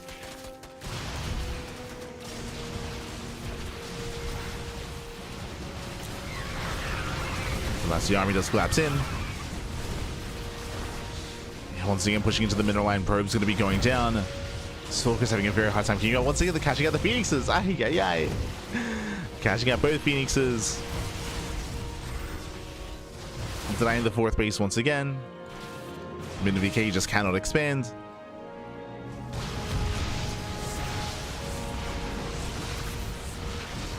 And it's just being torn apart here. Did keep the Immortals alive at least some of them. As things they flood into the natural, catching out more Stalkers. Bearing in mind behind us was building on mutas. GG gets called as Minovike is just torn apart, and Young Yakov will claim the series 3-1, advancing on to the quarterfinals. GG. Hi, GG, well played. Young Yakov does claim the series, but an intense back and forth here. Again, Minovike, he went for a crazy build every single game. Went for something different, something quirky, even some builds that I haven't really seen at this level of play before as well. So some very chaotic styles out of Minovike, even did catch Young Yakov off guard, and there was a lot of gambling going on as well. Like, there are definitely some scenarios, for example, this game, where if Yakov wasn't going for a blind spire, if he wasn't setting up for his own mutas, then the Mass Phoenixes early on would have shut him down, or even if he had gone for an earlier spire as well.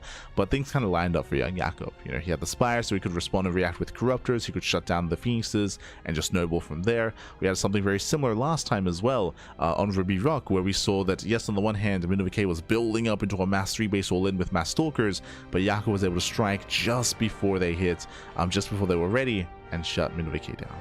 GG, well played. Again, a very tense, very chaotic series here, but Young Yakov does claim it in the end, and that leads us into our next matchup. Let's go. It's going to be a TVP between Shameless and Hon Mono. Another best of 5. Another best of 5. And we're expecting more aggression. We're expecting more cheese. 100% back. Let's go.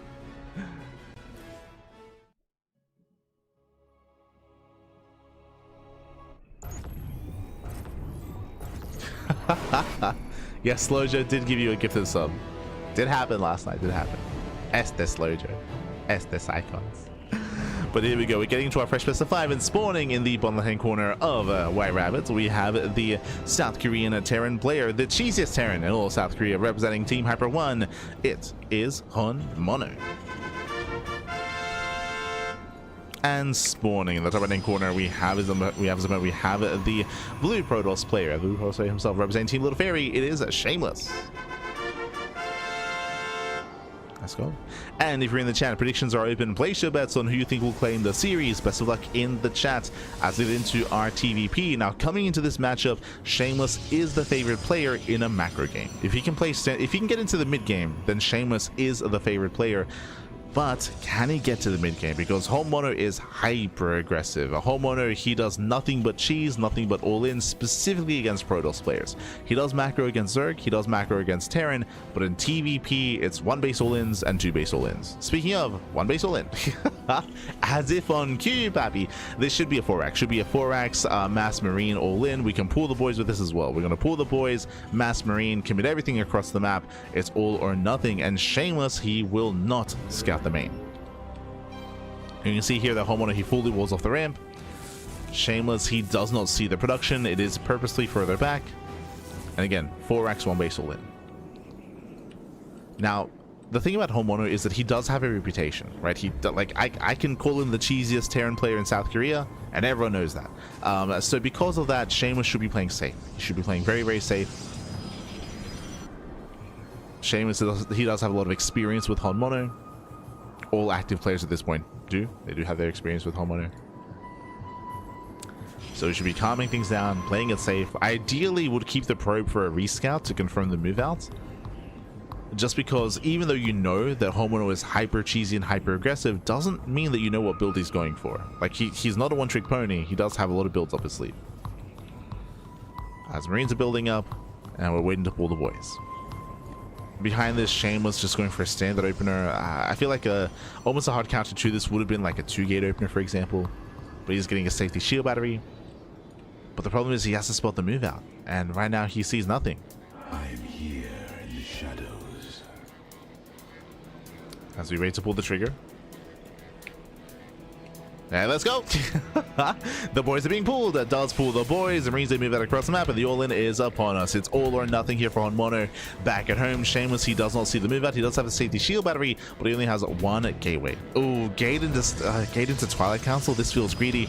He does go for the hallucination as well, so he won't have the force field. He just went for the NG overcharge. Oof, this might just end, to be honest. The hallucination does spot the boys, now he knows. Now he sees, now he knows that Seamus is gonna have to pull his own boys. He does have a shield battery in his main base. Okay, true. So he can defend his main. He's getting a second battery. Sentry goes down.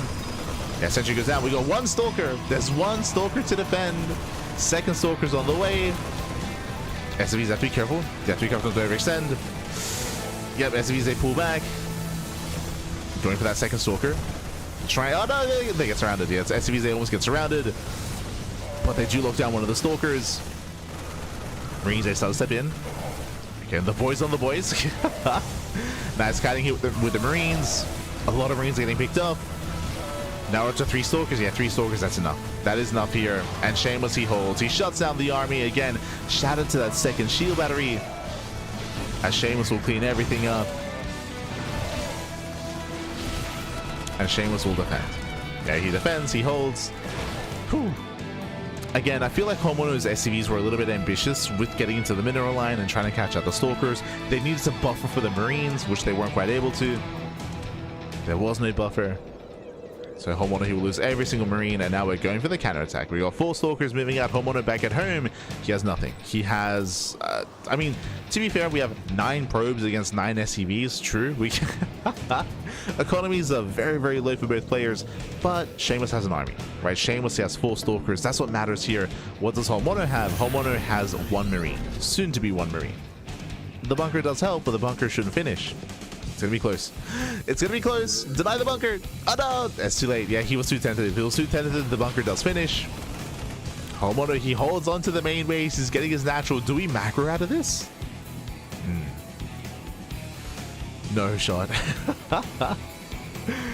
I mean, both players' economies are in the gutter, but Seamus is still far ahead. The tech, the Twilight Council. He can get into Blink. He can get into Blink. He can get into upgrades. He can, of course, make 2 probes at a time. Seamus should recover faster, and he is recovering faster. So this is ambitious here from Homono, and there is a chance, don't get me wrong, there is a chance. If Homono had maybe killed more probes, then maybe...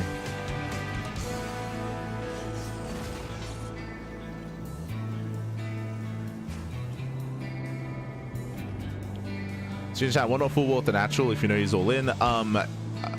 As you saw here, it is typically wiser to wall up and to set up defenses in the main base to allow you to pull the boys. If you wall up your natural, you just lose the wall, right? But you want to fight with your boys. And again, that second battery did finish in time.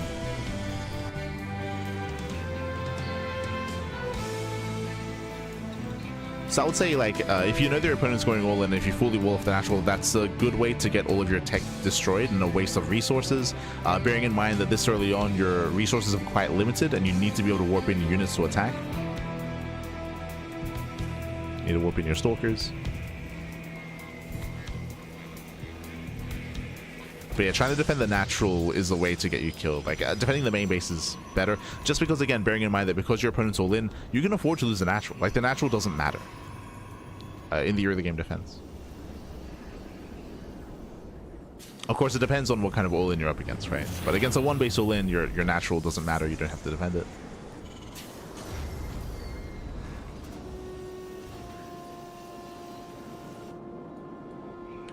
But here we go. Here we go. From here, again, Homono, he's trying to recover. Mules are a factor, of course, so he's able to mule up. Slowly taking his natural. Now, the question becomes, from here, does he turn this into a 2-base all-in, or does he turtle up into a 3rd? If forced to, Homono can macro. And he might be forced to.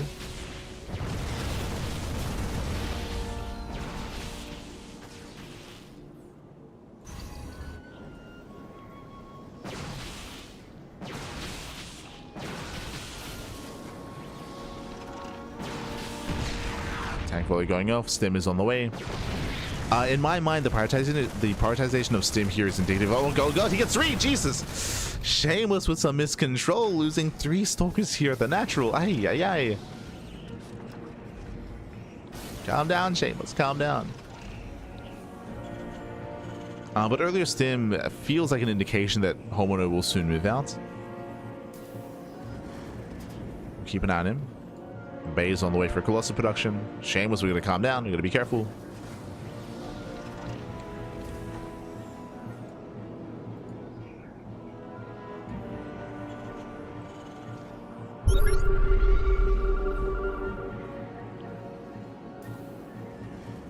It would buy a lot of time and could even restore shield building with the battery.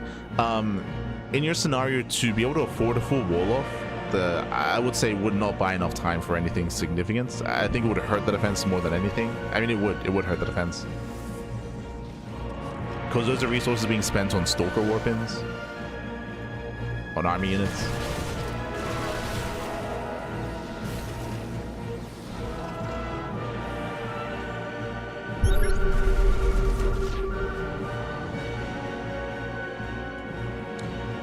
I would say that, to be fair, to give some credit to what you're saying is, going for a full wall, that does work against Zerg, but that's because Zerg all-ins are a little bit more limited. They're also more melee-based as well, so the amount of DPS output they have on buildings are limited by the surface area. So if you're a Protoss in a PvZ, then walling is good and is what you want to do. But it's a different scenario as we pull the boys.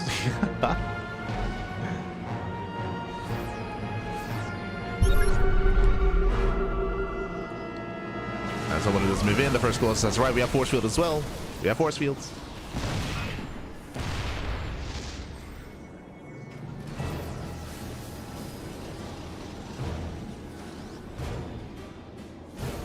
As tanks are slowly pushing forward, they're gaining ground. Now, if Homeowner can get within range of that pylon, he can win the game. Seamus, he's supply blocked. Tanks are moving in. Tanks are slowly pushing forward. At the same time, Seamus does catch reinforcements. Does get a free tank. Not bad. Is catching reinforcements. Homeowner, he is within range of the pylon. Uh-oh. Yeah, the pylon's going to go down, depowering the robo as well. Seamus still catching more reinforcements across the map. No more Colossus. One is all that you have. And just one Colossus. The natural will fall. At the same time, Seamus gets another tank. Ooh, Homeowner is still rallying. Yeah, he's still rallying into the army. Boys are being pulled. These Stalkers have gained a lot of value. So we have Liberator. Liberation has arrived. Again, these Stalkers have been the MVPs. Imagine this army with 2 more tanks. Imagine 5 tanks across the map. But now he's down to 3. Meanwhile, charge is done. We still have all these gateways. Seamus is still mining from the 3rd base, so we can still afford to warp in Stalkers. Sorry, warp in Zealots, I should say. So we're going to take it slow. You're going to be patient. Be patient. Highlights the economy across the map.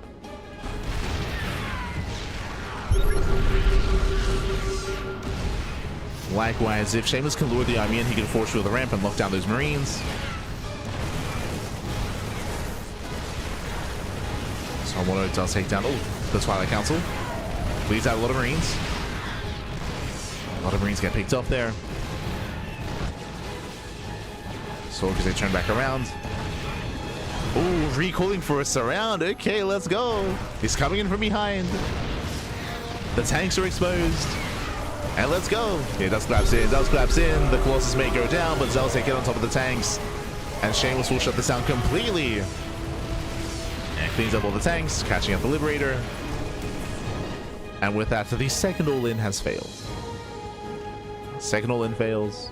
Seamus then moves out. And this time you can end the game. Last time it was just too early and didn't have enough momentum to break through into the main base, but this time he has plenty to work with here. Even pulling some boys. Let's go. The boys are in the mix. Back at him, there's one tank, a handful of Marines. Seamus does blink in. Diving on that tank. And the tank is focused down. And GG gets called. GG gets called. There's nothing left, and Shameless takes game number 1. Whew. GG. GG, well played. Hi, Shameless, he does take a lead in the series, and we'll see if he can extend that lead. We'll see if Homeowner has something else up his sleeve. I mean, he does, of course. We should be seeing more aggression out of Homeowner. Game 1, it was a 1 base, 4 racks all in, and pulled the boys. Game 2, what kind of all in do we have this time? Let's go. Let us go. As we are loading into Game 2, going to be loading into Taito Citadel.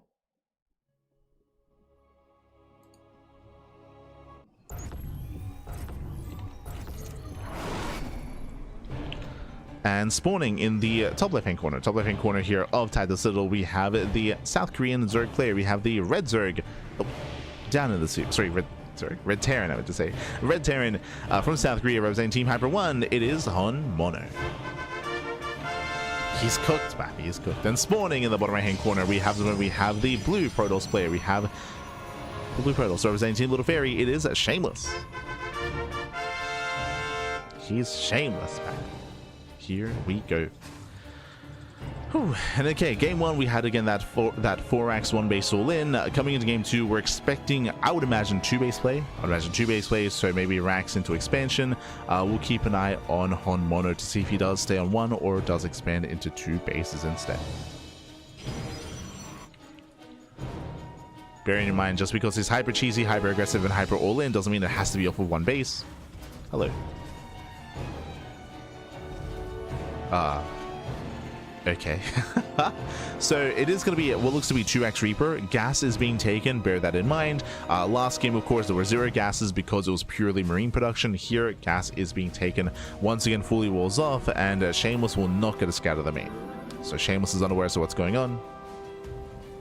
Oh, hold up. We're getting into a 3rd Rax. Bearing in mind, again, this is a different variation. Reapers are amassing.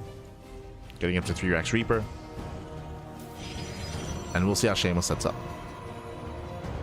See how he sets up. Once again, just going for a gate expanded to Cybercore. So standard opener out of Shameless. Of course, there's the Reaper cliff here into the main.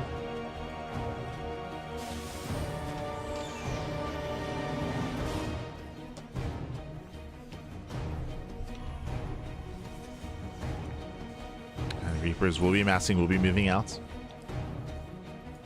This will come down to the micro, to the control. Can Homeowner retain these Reapers over time, ensure he doesn't get surrounded,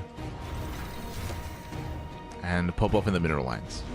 Likewise, this early on, if there's no safety shield battery, the initial gateway unit can also be called out. We do see 1 safety shield battery here at the natural. We should be seeing 1 in the main base as well.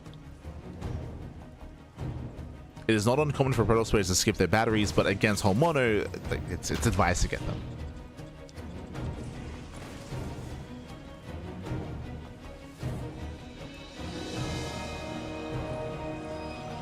And yep, there it is, a battery in the mineral line.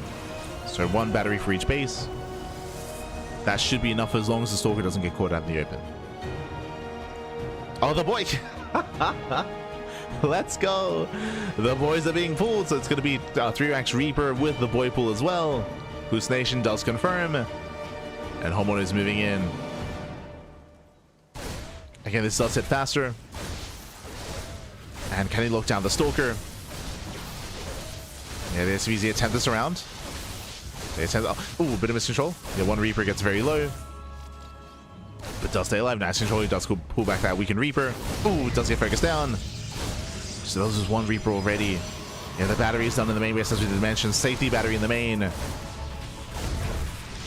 Boys being pulled, just as a buy time for extra Stalkers. Up to 2.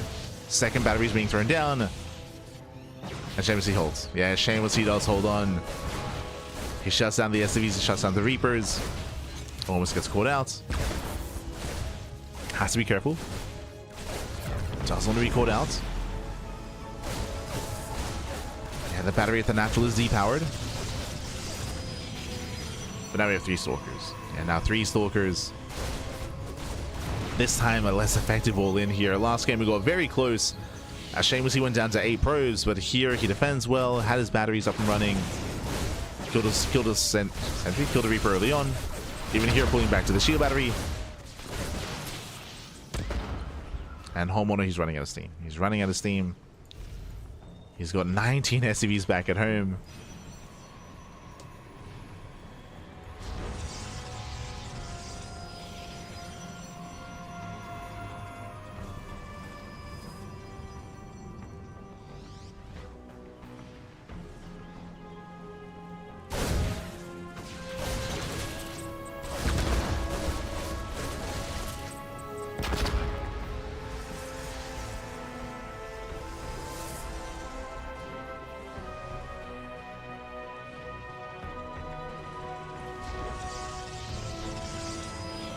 Let's go.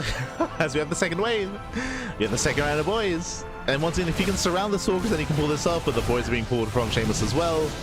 He zones away the Reapers, cleans up most of the SCVs.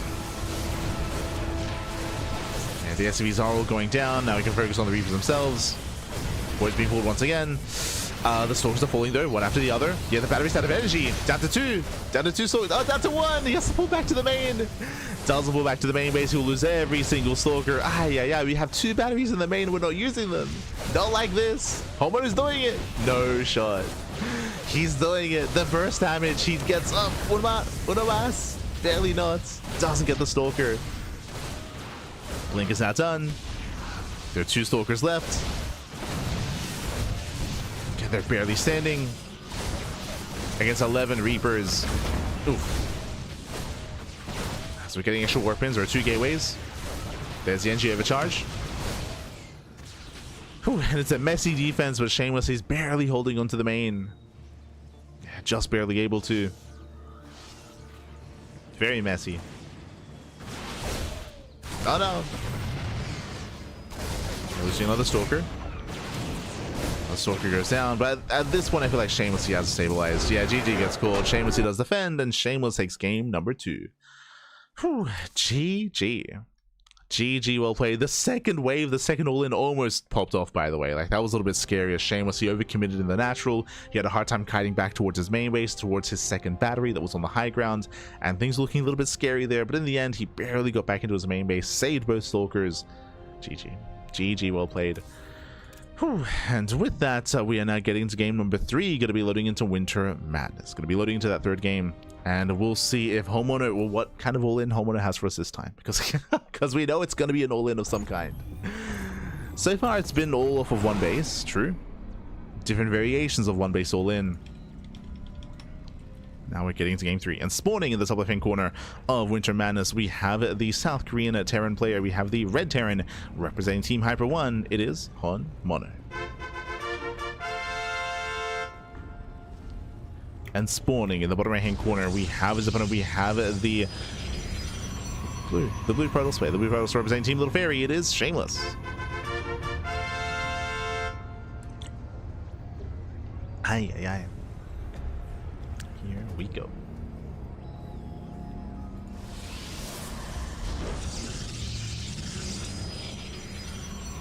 Okay, so we are setting up. And we are settling in.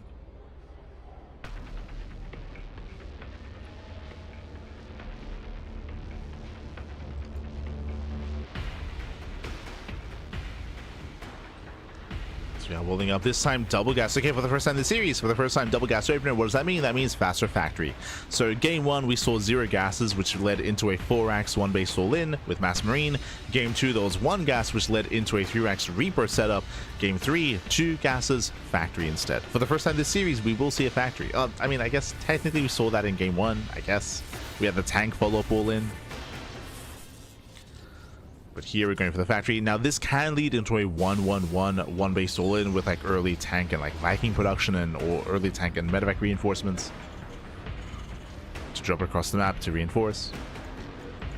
Or it should be factory into CC. This doesn't scream all-in yet.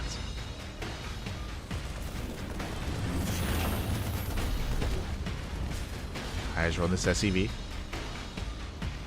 Moving down to the low ground. Homeowner, he's expanding. Okay. It's way too soon. Never mind. He is moving out across the map. Based on the direction here, it looks like potentially proxy starport. So this could be a 1-1-1 proxy starport out of Homeowner. In my mind, it'd be proxy starport into... Would it be medevac this early on? No, sorry, starport's at home. Wait, it's in the middle of the map. Let's go. So it is going to be the 1-1-1 one base all-in proxy starport. With this, I'm leaning a little bit more towards it is going to be tech lab into either cyclone or tank production early on. We could go medevac to try to boost and try to have some micro potential. Otherwise, for added extra DPS, Vikings would make more sense. Landed Vikings can actually excel and they can pop off, especially this early on against early game gateway units. We'll see. What do you have for us? Other options, Liberator, of course, true. And the answer is medevac. Okay, medevac first here by Hon Mono. With the medevac, he can sustain his Marines, he can tank shots, he can buffer for the tank. And we do see Shameless getting a safety battery here at the natural. Shameless, he did scout the double gas opener, true. He did scout the factory. Getting to his own safety 3-gate response. No battery in the main. And going to early charge, which is ideal against tank all-ins. True. But Homeowner, he will hit first. You can see he moves back with a medevac to ferry over the second tank. Here he comes.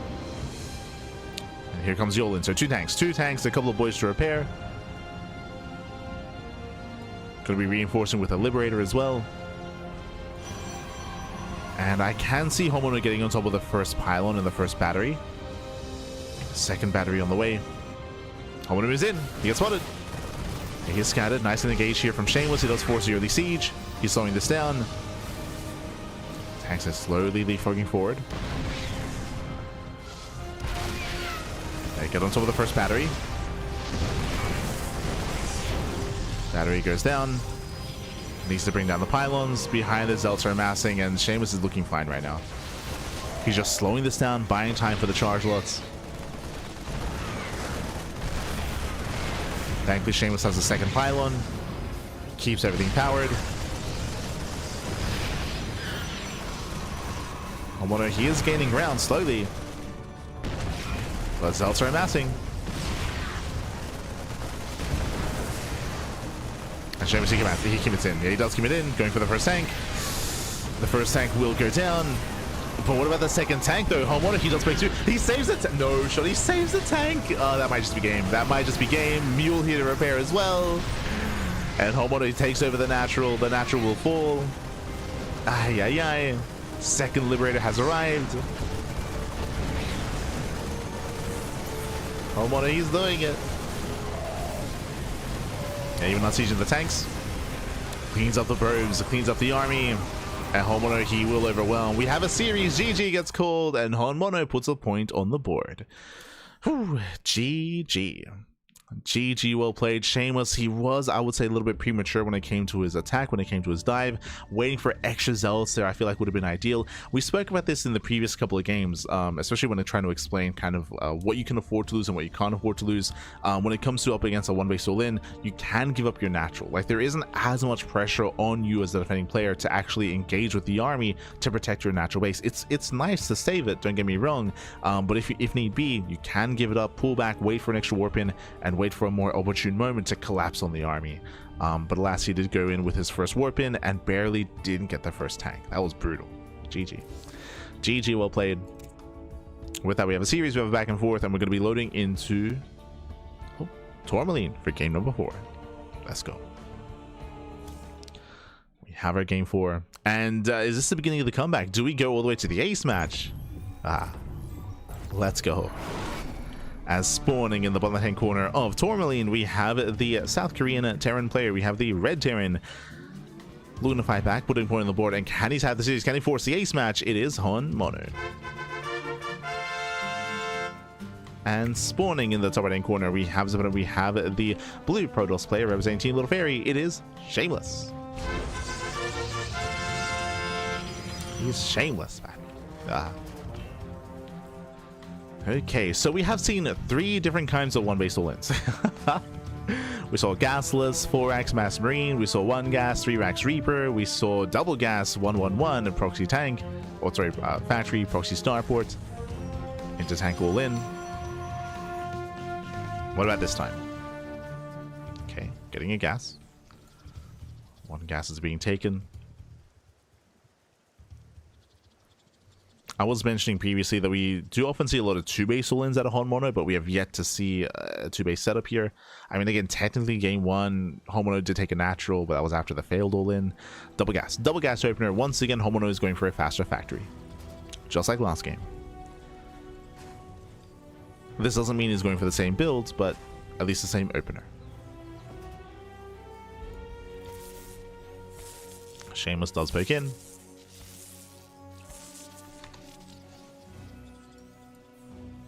And does confirm both gases. So Shameless is aware.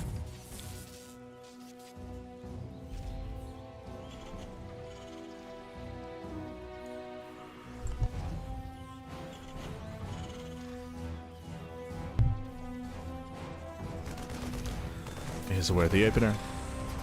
Pulls back.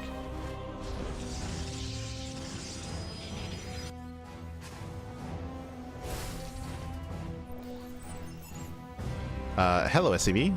Are we actually just going for the same build? Once again, he's rallied to the center. Once again, proxy starport, and this is looking like the exact same build 2 games in a row. Homo's like, he won't expect it twice. True, true. Bearing in mind the rush distance by ground is shorter here on Tourmaline, there's that proxy starport. As we mentioned, same build. So we should be moving out with 2 tanks, medevac to ferry the first tank. Oh, sorry, the second tank.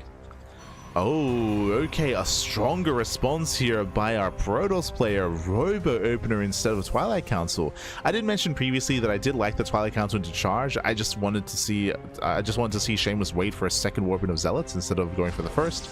But here with a Robo Opener, this means early immortal production is available. We can make early defensive immortals. Their role would be to push forward and get on top of the tanks and focus them down.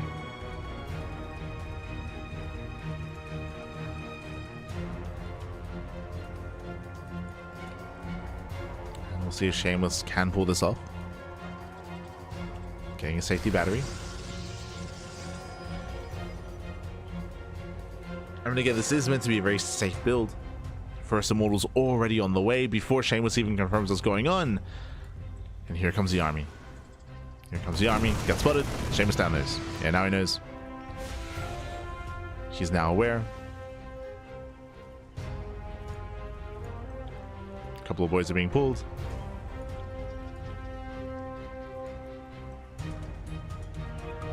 And it is the same build.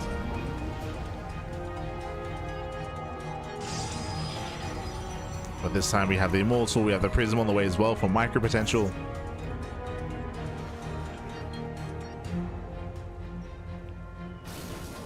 He can micro.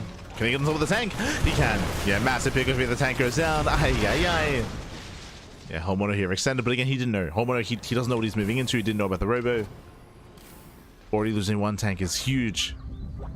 And he'll lose the other. At this point, like, the wind has been taken out of the sails already here for Honmono.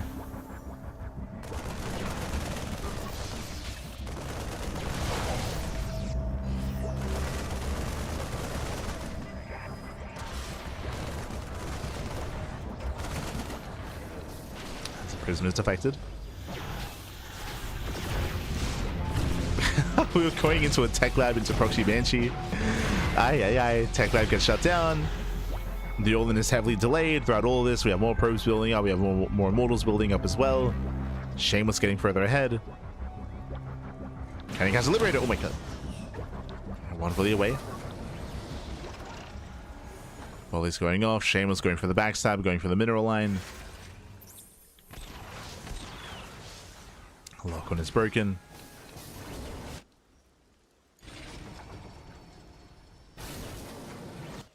And Shameless is moving in. It does move in. The boys are being pulled. Shameless, he can micro back, of course. Warping in cells to buffer.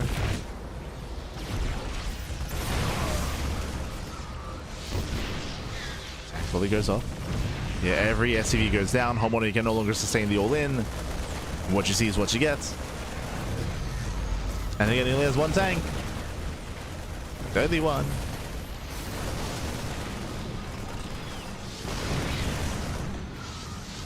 I'll take from the first pylon. Boys are being pulled, the Immortals are moving in, and again, can they get on top of that tank? There's that recall, yeah, there's a recall back home. Arises with all the Zealots.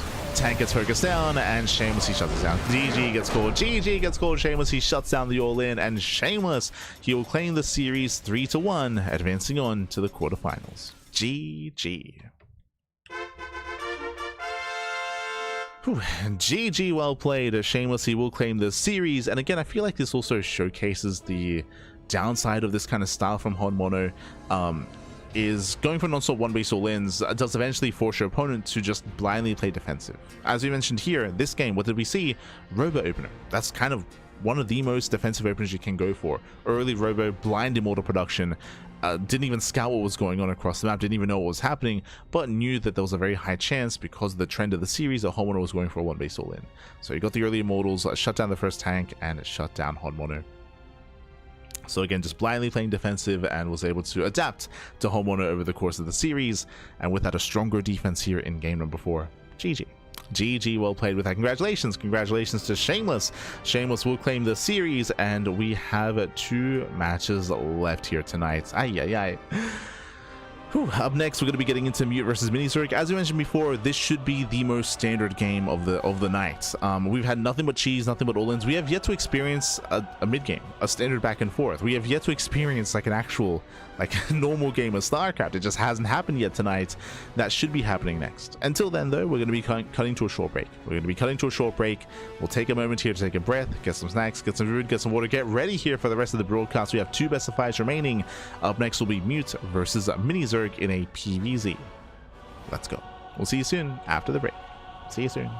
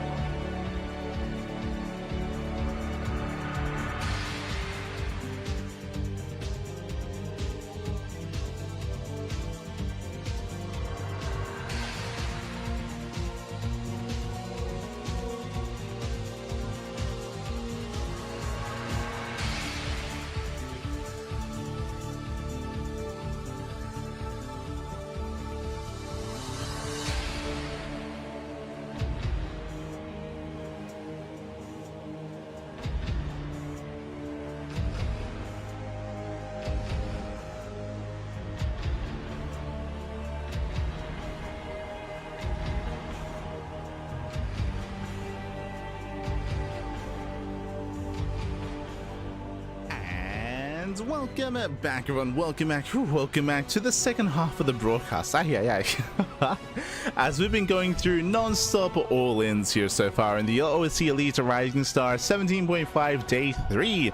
Again, this is a tournament for up-and-coming players, for players that are looking to break out and break through into the upper echelons of pro scene. And again, hyper-aggression all around. We have yet to experience a standard game. It hasn't happened yet, but I believe, I have faith here in our next series. We're going to be loading into a PvZ between Mute and Minizerg. Mute, of course, nowadays I would say is the best Protoss player in Latino America. He did rise up through the ranks 2 years ago at this point, around 2 years ago, a year and a half ago. And did kind of make a splash in the scene, even popping off against some top Koreans as well, taking down players like Classic, for example, and taking down players like Cure as well. He has had some moments of brilliance, I will say, from the side of Mute. At the same time, at Minizerg, he's a newer face to the scene. I say newer face, he's been around a little bit longer. He's been kind of permeating and kind of like bubbling under the surface, but more recently broke into GM, and more recently has been devoting more time to competing, more time to playing, more time to performing, and that the results do prove that as well. Like, he has been steadily improving over the past couple of months. And here we go as we are getting into our fresh series, as we're going to be loading into our PvZ. And again, I'm expecting and hoping for a bit of a calmer back and forth here and settling into the mid game at some point. We'll see. As spawning in the bottom right hand corner of 10,000 feet, we have the teal Protoss player, the Peruvian Protoss representing Bing Bong Exports. It is Mute. And spawning in the top left hand corner, we have his opponent. We have the Ukrainian Zerg player. We have the red Zerg representing Hokago T-Team. It is Minizerg. Here we go. Get back with 30 seconds till soon TM. Let's go. Let all the all-ins continue. I mean, again, it's been non-stop all-ins tonight, but I expect to see something more standard. Winding it back, Mute, he typically is more mid-game oriented. He is typically more mid-game oriented, playing more standard, playing more macro-centric instead. Meanwhile, I will say that Minizerg I am less familiar with, because Minizerg has only recently, over the past like 6 months, really like popped off in the scene and really shown a little bit more promise in the scene as well. I haven't had the luxury of casting too much of him just because I don't really cover as many European events. I don't cover Monday Night Weeklies, for example, or I haven't been casting MinoVK's recent tournaments either for the CIS region. So there have been a lot of events going on featuring Minizerg, but I just haven't really been too privy to them, except for this event actually. And fun fact, he has started signing up for the Sparkling Tuning Cups as well, which is really cool to see. So again, he has been playing in more, competing in more. I just haven't been able to showcase or broadcast his matches until now. So let's go. So so what I'm getting at is I'm not exactly aware as to his preferred playstyle. Not yet. This is when he does nothing but all-ins. It's like, okay. Let's go, let's go. For now, Hatchcat's full. Standard opener out of Minizerg. Never expect on the macro maps, right? True. I mean, we are loading into 10,000 feet. 10,000 feet is one of the smaller maps in the map pool. Smaller map, shorter rush distance, so some all-ins can be favored here. We can see Mute being as annoying as possible, tasting away at the mineral line, tasting away at the gas mining workers, but does pull out. It does pull out.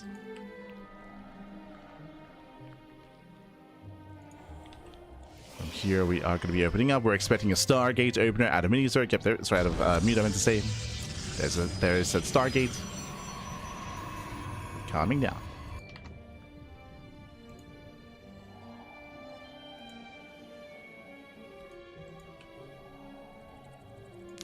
So Stargate to Oracle. The Stargate has been thrown down behind the mineral line, so there is a chance that this could be Void Ray first, or if not, Oracle into Void Ray. You can see here that the initial unit is rallied to the Overlord as well, so it looks like a Void Ray based opener. It would make sense based on the placement. Would make sense. And then from there we can hide some tech. We could hide some tech, but we'll get there once if we do confirm said Void Ray. As we open up Double Adept, Minizerg claiming his third, joining up, and if there is the Void Ray. So this is why the Stargate was thrown down behind the mineral line, and of course why the rally is here towards the Overlord. Now, after said Void Ray, we can throw down a second Stargate, we can throw down a Fleet Beacon, we can throw down a Twilight Council, we can hide tech. I mean, we've already seen a lot of that earlier in the broadcast, especially from Minnow VK. If you remember, he went Void Ray into triple Stargate Mass Phoenix, or he went Void Ray into triple Stargate Mass Void. Like, he was crazy. So there are a lot of possibilities here, or this could even lead into a standard game as well. True. You can just try to mind game your opponents, kill the Overlord, and just take your third base and just go into +1 and blink. Like, you can just play standard as well.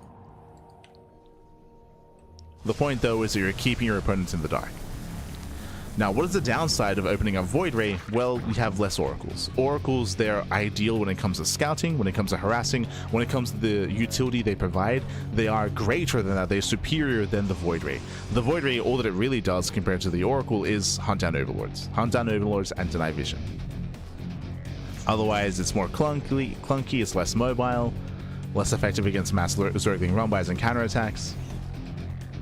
And there it is, early council. Okay, he is hiding tech. So early Twilight Council out of mute. Because this council's early, ooh, going for the Forge. I'm leaning towards charge. I'm leaning towards early charge and +1. We'll see. This feels too early for Blink, to be honest. But we'll keep an eye on mute. Lings are deflected. We have the early Eva Chamber, +1 melee into Ling Hydra. Safety Bailiness as well, so Mini Zerg is playing standard. He's going into Ling Hydra. That is what he's kind of telegraphing here. Often players skip their Bailiness, but here we're getting a safety Bailiness just in case it is Adepts.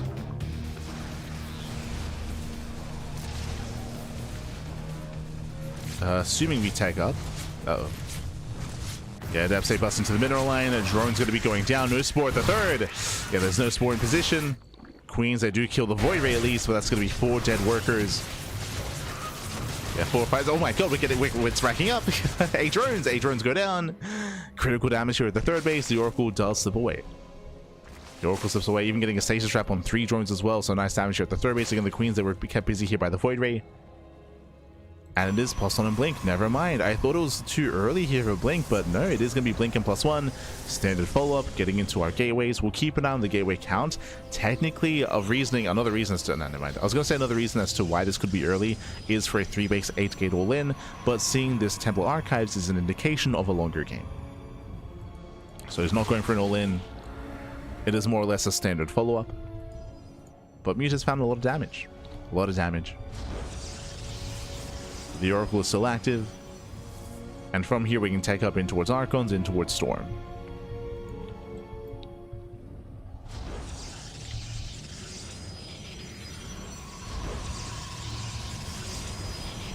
Seems I bring back smaller maps. I'm sick of watching 10-minute max outs. It sounds like you just tuned in. Potentially. Because for the past 2 hours, it's been non-stop cheese.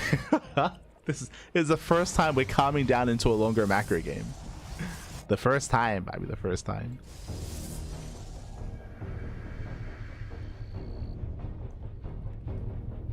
But yes, it's been 2 hours of non-stop all-ins for the for the broadcast so far. But again, finally we're just calming down. Storm is on the way. Getting ready for a 4th base, taking gases. Oh, nice thing run by though. Yeah, Link's getting into the middle line. Probe's going to be going down. Getting up to 8 probe kills already. Nicely done. At the same time though, Mini Zerg will lose his 4th. Does surround these Stalkers though. And we spoke about this earlier. There's only 1 Oracle. Yeah, there's only 1. Minimal support for the Stalkers. Mentioned at the start of this game, this is the downside of going for a Void Ray, and all these Stalkers are being hunted down. Oh god, he can keep going. I could keep going. Despite that, did catch half the Stalkers. Better trade for Mini Zerg. Better trade for the Zerg player. Mute's losing too much.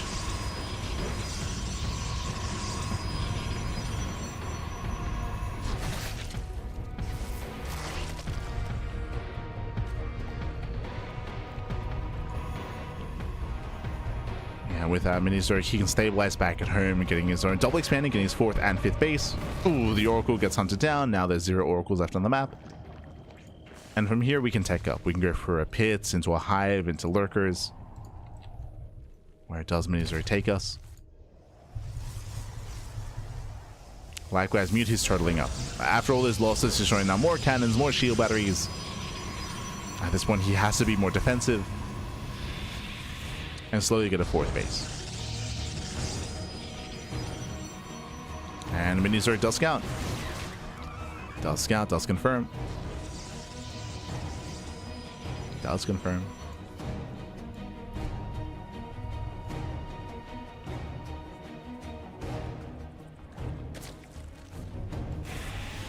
But yeah, I would say like there are a lot of smaller maps in this current map pool. There's 10,000 feet, for example. There's Ruby Rock. There's Tourmaline. Those three do stand out. There's a reason why we haven't been seeing a lot of maxed out late game like armies. I would say that we have been seeing that in TVP. True. But we've seen a lot more shorter games in PvZ specifically. I think an example of that, we casted Max versus Solar last night in a best of 5, and Solar all-in every single game. except for the final game. True. Game 5. The ace match, Solar did not all in. But every other game, it's non-stop all-ins. Oh, nice storms. I do recommend it if you missed it. Solar versus Max from last night.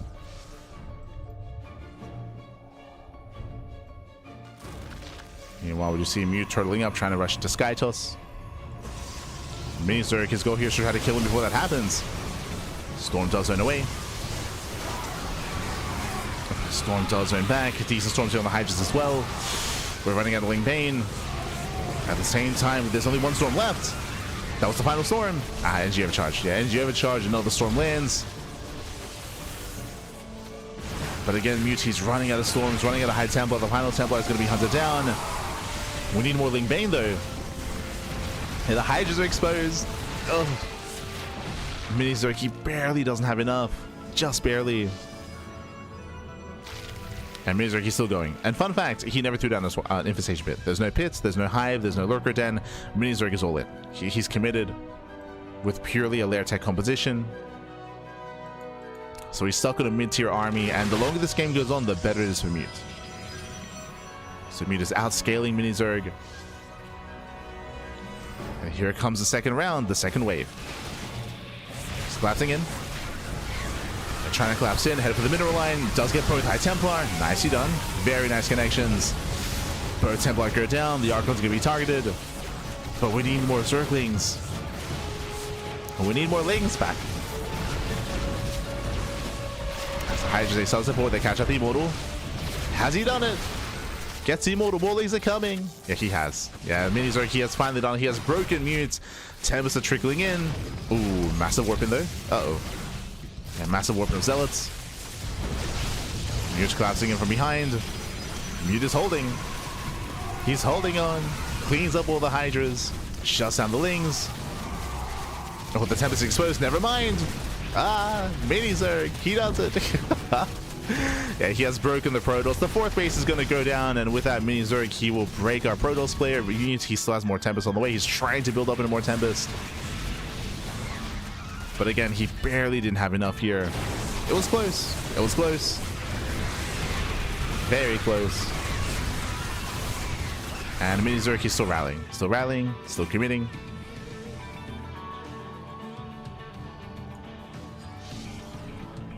So we have 11 more Hydras on the way. Again, we did see some brutal storms, but what's important is that Mute could never retain his High Templar. Every time the Templar that were going down, they were being reset. Could not retain that army.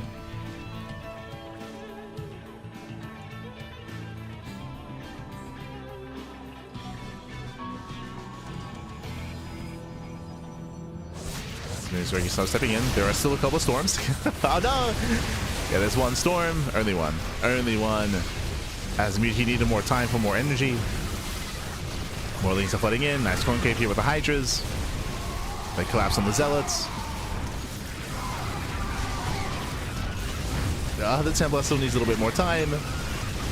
Nah, it goes down. And with that, Mini Zerg takes the lead in the series. GG gets called, and Mini Zerg takes game number 1. Whew. GG. GG, well played. Minizer gaining a lot of momentum early on in the game, winding him back. Remember, Mute was being hyper aggressive with his stalkers, and he got caught out in the center. He was surrounded, he was shut down. Initially, I would say the early game was in favor of Mute, killing all those killing all those drones. He was able to get a lot of economic damage, but then he was overly aggressive with his stalkers. He got caught out in the open. He bled out a good chunk of 8, 9, 10 stalkers. He lost map control, and then he was stuck at home. He was forced to turtle up back at home, and we saw that he could barely not defend against the all-in of Minizerg. I say all-in, it was a 4-base all-in. We saw 85, 86 drones. That is true, high drone count, but no tech. Like, there was no further tech. If Minizerg failed to break the 4th expansion, then the Skytoss would outscale. Then Mute, he would outscale, he would outpace, and then he would just snowball out of control from there. So Minizerg, he had to break the 4th, and he barely did. Barely did break the 4th base. GG, well played, and with that, we are now going to be getting into game number 2, and we'll see if Mute can bounce back. We'll see if Minizerg can keep this going. Let's go. Let's go. And do we ever get into like a macro game? Do we? Do we ever get into a late game? We'll see. Spawning in the bottom right hand corner of Title Citadel, we have the Peruvian Protoss player. We have the Teal Protoss representing Bing Bong Exports. Down in the series, we'll see if you can bounce back. It is Mute. And spawning in the top left hand corner, we have his opponents. We have the red Zerg player. The red Zerg player representing Hokago T Team. It is Minizerg UA. Here we go. Este Minizerg.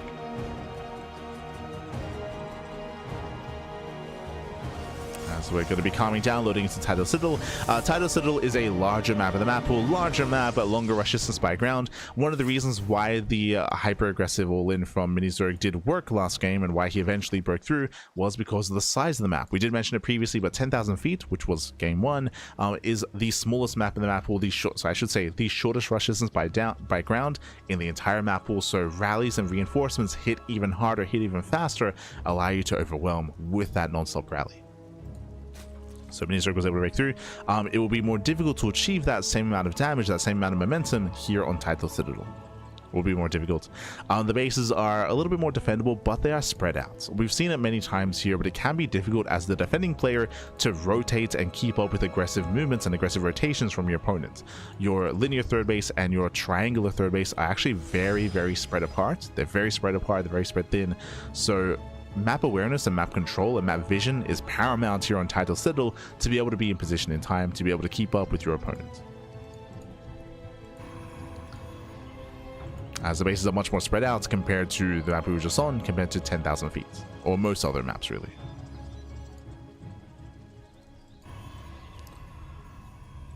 So we'll see how Mute will adjust his approach. Opening up Stargates. Based on the placement here, it's looking more like a standard triple Oracle opener, but we'll see. Remember last game, he threw down the pylon behind his middle line, and that led into a Void Ray opener. This time with the pylon being further out is more indicative of additional Oracles, but we'll see. We shall see.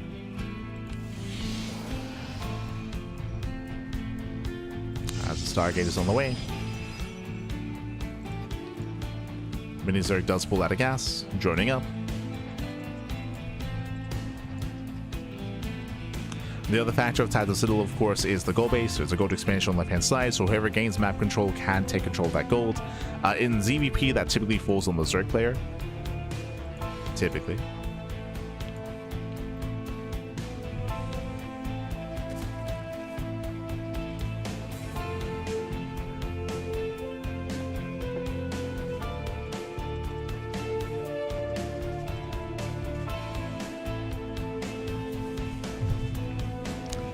So now we're building up. Oracle is on the way. And from here, you can expand, and then we'll see his tech of choice. We'll keep an eye on the timing of the Twilight Council and the Forge. Keep an eye on it.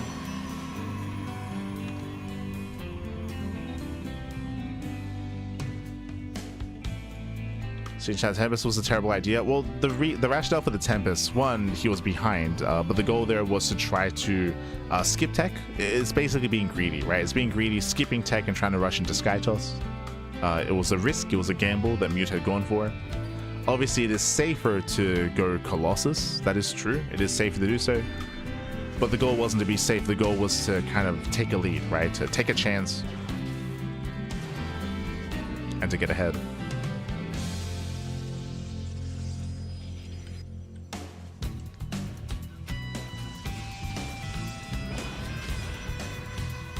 And again, that would have worked against a standard opponent or a standard build. But remember, Mini Zerg was going for an all-in, if you recall.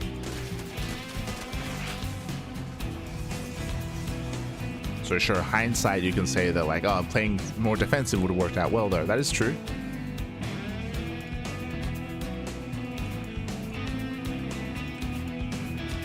But alas, was lacking that information. For now, once again, early Eva Chamber into plus on melee. So once again, we have the same build, the same opener at a Mini Zerg. Same opener. This time we have double orc hitting the third base. Queen is a position, Spore as well. Gets one drone. Just one worker. Back at home, Mute, he's going for a standard follow-up. Twilight Council into Forge, most likely plus one on Blink. Charge is available though, and oh, he does go into Charge. Okay, so we have a much more aggressive build here. And I would like this if Mini Zerg was playing standard, but he's playing safer than that. He's getting a safety Baneling Nest. Remember, last game he didn't even make any Banelings because you don't want to. Ideally, you don't really want to make any Banelings. Actually, no, to be fair, he had some Banelings in his aggressive push. True. But typically you want to be skipping Banelings. But he does get him for safety, and it's going to be ready here for Charge. So again, Mini Zerg playing safe. The Oracles, they confirm the Baneling Nest. Mute is aware. Gateway Explosion's on the way. And Mute, he can still pull this off. So when it comes to the timing, when it comes to the push we're about to see, we should be seeing a War Prism, Archons. Ideally, the Archons, you want them to tank the Banelings, shut down the Banelings, and then have the Zealots flood in. You want to make sure you do not A-move in with your Zealots, otherwise you will just run into a wall of Banelings and lose them all. So you have to be very careful. You have to babysit your Zealots, and deal with the Banelings first, and then flood forward. Assuming there are any Banelings to defend, true. Mini Zerg is taking up, and Mini Zerg, he is not yet aware of the build. He's not yet aware of what's going on. He needs to scout. So ideally, Mini Zerg fans out with some Zerglings. Oh, speaking of, okay. Ideally, he fans out with the Lings to see the Warpins and to confirm what kind of army is being built. If he sees extra Stalkers, then he knows it's Blink. If he sees extra Zealots or an Archon, then he knows it's Charge or Archon instead. Mini Zerg does break forward. He sees the Prism. Their Prism gets spotted. Or he's suspicious. Hydras are amassing. And here come the Charge Lots. No Banelings are ready yet. Mini Zerg, did he see the Prism? Oh, he might not have. Yeah, he might not have seen this. Mute is moving in, catching a Queen already. It does catch a Queen, does catch all the Zerglings as well. Yeah, Ling's getting called out, and that means there are no defensive Banelings. Yeah, they're not ready yet. Mute is pushing in. We have 8 Banelings now morphing in, but they're late. The Banelings are late. Mute is pushing. They're warping in 8 Zealots at a time. Hitting the third base. And the Banelings do complete. They rush forward. Oh no! Ooh. Pulls back just in time. Oh no! Pulls back, but takes too many hits. Takes too much hits, too much damage here. The Zealots go down, and with that Mini Zerg, he holds, he shuts this down, and Mute has to get the hell out of here. He's racing back home. Behind this, warping in 10 Zealots at a time. Storm is on the way. But we spoke about it. You have to babysit those Zealots. You cannot have them move in. Not against Banelings. And Mini Zerg holds. Ooh, Mini Zerg, he does hold on. There was potential there for Mute. Initially, he was doing damage. And again, imagine a world where there wasn't a Baneling Nest. True. Like, that's what we were mentioning before. It is not standard to get a Baneling Nest like this. But Mini Zerg was playing safe. He had access to Banelings. And shut it down.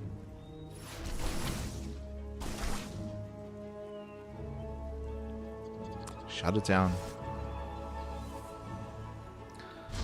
And with that, now Mute is in a rough position here. Mute, he's trying to stabilize on 3 bases, working towards a 4th base, turtling up. But again, he was very committed, and he invested quite heavily here into that charge timing. Now, because of the very heavy Archon Zealot composition here, I would want to see Mini Zerg tech up. Not just drone, he's getting up to 82 workers, just like last time, but I don't see an infestation pit. I wouldn't be opposed to lurkers, right? Lurkers from here would be ideal. I'm not too confident in Lingbane Hydra. There we go. Pit's on the way. This is late. This could have been thrown down like a minute ago, so this is late, but I appreciate that it's on the way. Mini-Zerg himself has recognized that he most likely cannot end the game. I say that, we're passing by each other. Uh-oh. Yeah, we're passing by each other. We have 17 Banelings on the way. Storm is coming in. There's 3 Eye Templar, 3 Storms.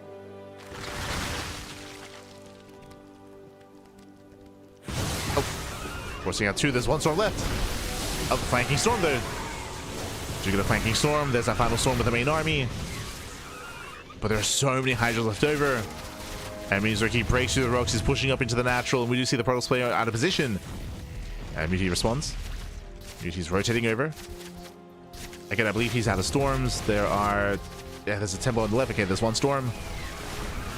There's 1 Storm available. Does land on the Hydras. Nice Storm. But there's no other follow-up here. Banelings are rolling on in. They go for the High Templar. They connect with the Zealots. Zealots go down. Templar forces more from the Archons, and Mini-Zerg, he's done it. Yeah, Mini-Zerg, he has done it. He comes in, he shuts down the army, collapsing on the Archons. At the same time, drones are going down, but it doesn't matter. GG gets called. Mini-Zerg, he breaks the 4th base, and Mini-Zerg will take a lead in the series 2-0. GG. Whew, GG, well played. Yeah, I was expecting us to get into a longer game, but I was also expecting Mute to be defensive. I was expecting Mute to just turtle up, be defensive, throw down cannons, shield batteries, and stay on his 4 bases. Mute, he moved out. So he got caught out in the open, forced out storms, forced out a more rough and inefficient engagement, and we even saw that Mini-Zerg was able to break down those rocks and now position his opponent, pushing up the ramp and forcing the Protoss to push into the Zerg defensively. GG, well played. So again, Mute being a little bit overly aggressive. I mean, he already had a rough start after the failed charge timing. True. Like, he was already in a rough position, but from there took more chances, took more risks, and with that we're getting into game number 3, loading into Tourmaline. Loading into one of the other smaller maps in the map pool.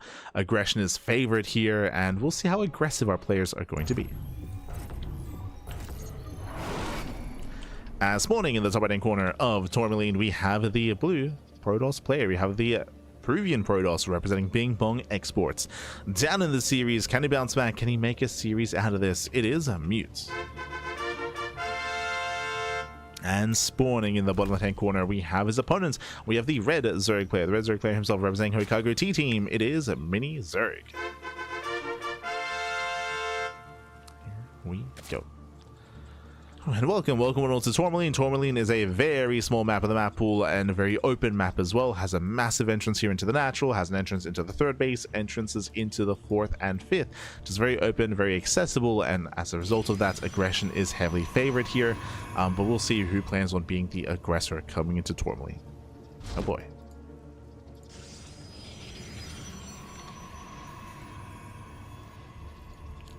Here we go.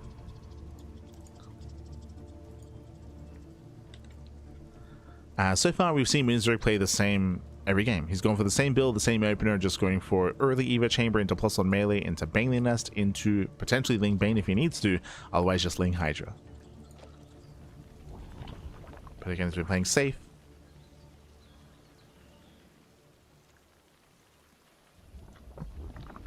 How does Mute respond? Yeah.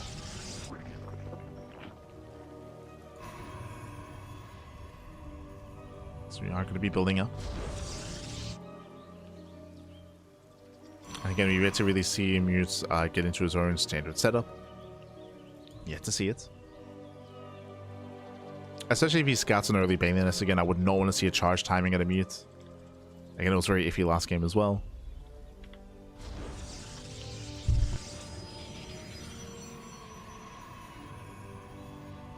And it came down to the army control.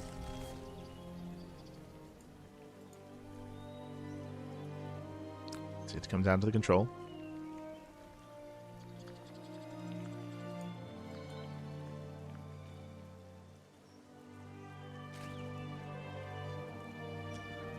Otherwise, we are opening up. From here, we're getting to our tech of choice. It's going to be a Stargate opener out of Mute. Stargates into Oracle. We've yet to see any like Glaive Adept Aggression, for example, or committed 3-base all-ins. But again, I don't really know if Mute is really that kind of player. We'll see.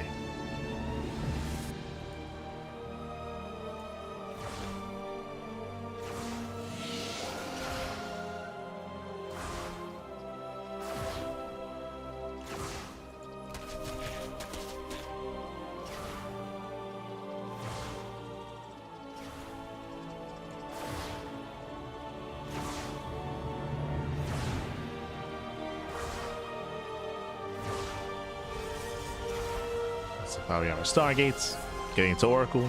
Likewise, you should soon be seeing the Evo Chamber out of Mini-Zerg.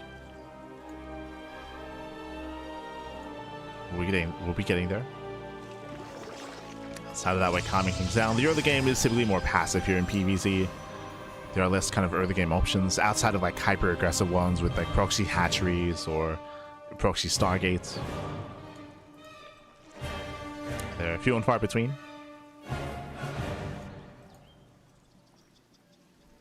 Ooh, and that is a very early Twilight Council for the first time this series. That is a Twilight Council before the 3rd expansion. Okay. So early council. Initially, my mind goes to Glaive Adepts, but we'll see what the follow-up is going to be. How many games are they into? Overlord is going to be hunted down. Denying Vision, denying Scouting. Once again, Chambers on the way for +1 melee. Mini-Zerg is going for the same build. And it's going to be a shaky defense here from Mini-Zerg. Typically, we'd have 2 extra gateways by now. Charge, not glaives. Okay, okay. I do like this out of Mutes here, just because there's no Roach Warren. There's no Roach Warren. Also, we've been praising Mini-Zerg, every game so far by going for a safety Baneling Nest. Where's the nest? He's got the money for it. Does have the money for it. Ooh, he's rushing to a fast 4th base. Uh-oh. 4th base is on the way. Okay, now he throws down the Baneling Nest. It's gonna be close. The Zealots are amassing in the main base as we speak. He's building up those Zealots. Banking them up.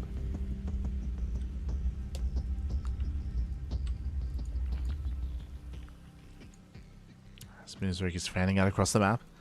Going for his lair, taking his gases, still droning, still saturating. If Mini-Zerg is too greedy, he's going to get caught with his pants down. Say to hit the 3rd. They force a reaction. What's important here is that we're still warping in Stalkers. We're not revealing the charge yet. We're not really revealing Zealots. Again, they're still banking up in between the bases.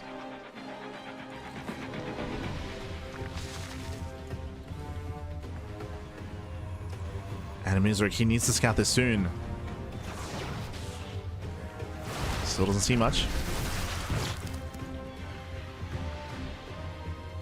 Mute is taking up a little bit further here, going towards Archons and +1. So he's still teching. He's not all in. Zealots are moving out. Still 0 defensive Banelings. Mini-Zerg, he hasn't seen this. And that's a lot of Zealots. Jesus. Okay. And we'll see when Mini-Zerg gets eyes on the army. As so far, Mini-Zerg, he has seen nothing. He has 20 Lings on the way. The Lings will help. Hydrogen is still in production. 0 Banelings. The army gets spotted. Now he knows. Yeah, now he sees. Now he knows. Instantly, we have 8 Banelings morphing in. But it's too late. The army has arrived. Dust bust into the 3rd. Yeah, drone's going to be going down. Meanwhile, the Banelings are amassing. There's 16 Banelings on the way. He needs more time. If Banelings do crash in. We get an okay spread here from Mute. That spreads out the Zealots. Banelings will clean up. And Mini-Zerg, he will hold. Mini-Zerg, he will hold, but he's going to lose too much. Oh my god, so many drones go down. 23, 24. 24 drone kills. Mini-Zerg's economy is crippled. Yeah, losing 2 mineral lines worth of workers. Ay, ay, ay. And again, this is just because of the late Banelings, right? Late Banelings, late realization, late scouts. Mini-Zerg, he was caught with his pants down. And Mute takes a lead. Mute does take a lead. High Templar amassing. Storm is almost done. Mizor, he has a lot of redroning to do, and I'm not really, I don't really like the idea of redroning here. I mean, saturating a third base, sure, but Mizor, he has to get some counter damage done. He needs to be aggressive. Macroing from here, he's just playing from behind.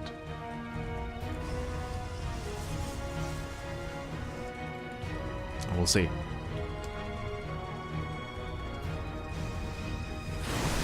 As Mute does push forward, claiming a fourth base. Fourth base is on the way.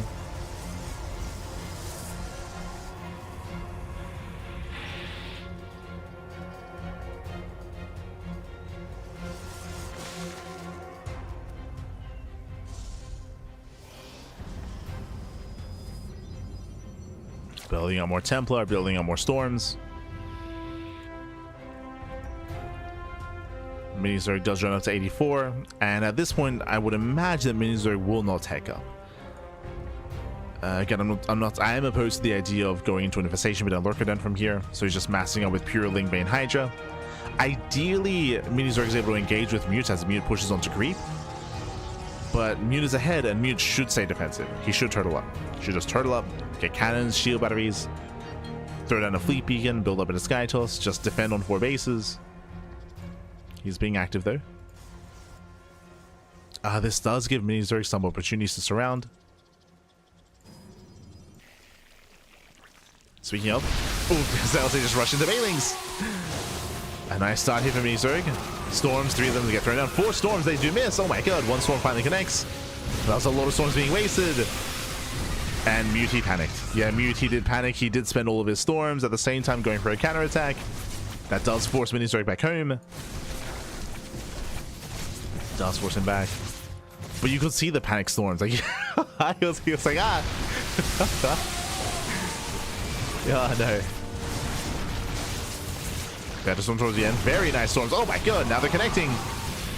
Now they do connect. But alas, Mewtwo will lose this army. At the same time, pushing forward here on the left-hand side. Through the center. No storms left. Yeah, no storms remaining. With that Mini Zerg, he will bleed out 12 more drones. But he can chase. He can chase. He can catch the Archon. Expensive losses here for Mute.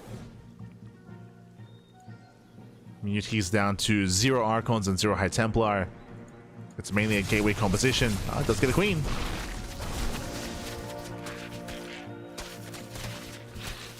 And Mini Zerg, all he's really missing here are Bailings.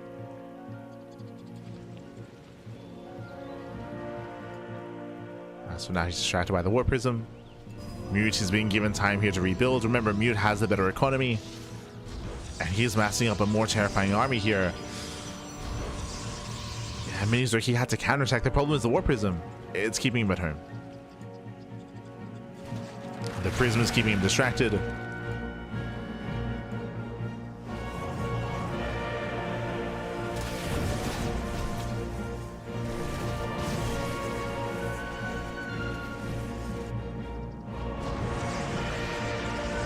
Can he break the bases? What do we have? 5 Templar. 5 Templar, at least 5 Storms. Main does roll in. They're the first 2.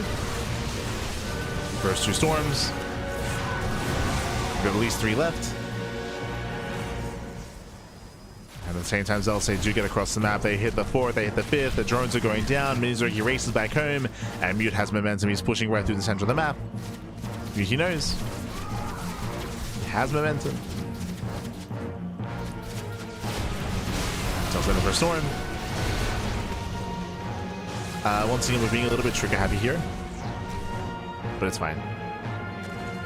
It should be fine. 10 drones go down. And again, Mini Zerg is being outscaled. He's still lacking Bailings. We have more Zealots warping in. Mass Zealot will just overwhelm. Will just overpower.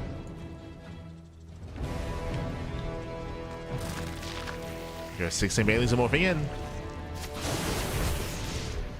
Looks like they will finish. Okay. They are going to finish. Here comes the Sky Toss. So second Stargate, Fleet Beacons on the way.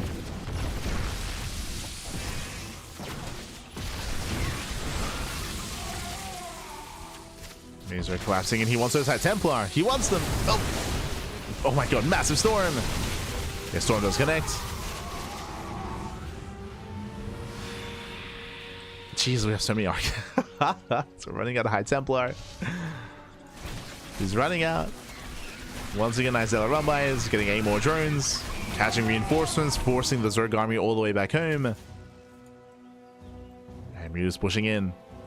And we can see Mini Zerg now going for the lurker, and it's too late. It's too late for lurkers. It's too little too late.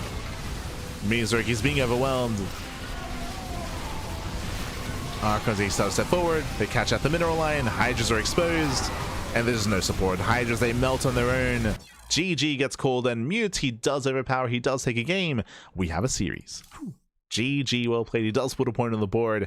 Again, Mini Zerg, he just had a very rough early to mid game. We spoke about it, but Mini Zerg, he lost so many drones to the early Zealot push. He lost, what, 20, was it 24? 24 drones went down. It was insane damage, critical damage, and he never recovered. He never quite recovered.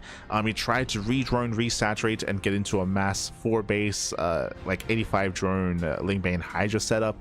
But again, he was just being outscaled over time because his opponent had a better economy. The reality is that Mute had the better economy, had the better army as well. There were a couple of shaky moments, like we mentioned, when we saw like the panic storms out of Mute, and we saw a little bit of miscontrol out of that. But overall, he was still in a commanding position. And GG. GG, well played. Did outscale. And with that, we're getting into game number 4. Game 4. And we'll see if Mute can force the ace match. We'll see if Mini Zerg can claim it here and now. Let's go. Let us go. Spawning in the top right hand corner of the Old Republic, we have the Peruvian Protoss player. We have the blue Protoss representing Ping Pong Exports. Putting a point on the board and making a series out of this, it is Mute. And spawning in the bottom hand corner, we have his opponents. We have the red Zerg player. The red Zerg player, we have the Ukrainian Zerg representing Hokkaido T Team. It is Mini Zerg. Here we go. So we're getting into game number 4. Whew. Okay, and we now take a break here from Tourmaline. Tourmaline again was one of the smaller maps. That's why we saw so much aggression, so many run-bys, so much chaos, and so much action in that last game. Here we can slow things down on the Old Republic. Again, a larger map, longer rushes to spy ground, more defendable 3 bases. The 4th base is more exposed, but your 3-base setup here is a little bit safer here, and this is a more ideal map for Mute to be more defensive on. Do you see some comments in the chat once again about Colossus? Colossus, they do slow down the Protoss player, and it does allow for a more defensive style. Clearly, we saw that Mute knew he was ahead and he wanted to press that advantage. I will say, though, on a map like the Old Republic, this does kind of allow for more defensive, more slower play, like robo-heavy play, for sure. I can definitely see that working here, assuming that Mini Zerg plays Lingbane Hydra again. We'll see. We shall see.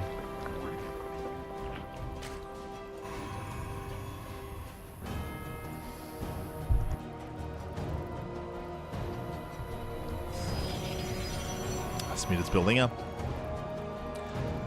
But the reality is as well that we have seen that Mute's transition after the mid game has been to go into Sky Toss, not to further his mid game. So it may just not be fond of robo heavy play. But we'll find out this game. Find out on the Old Republic. For now, Hatch Gas Pool, claiming a 3rd.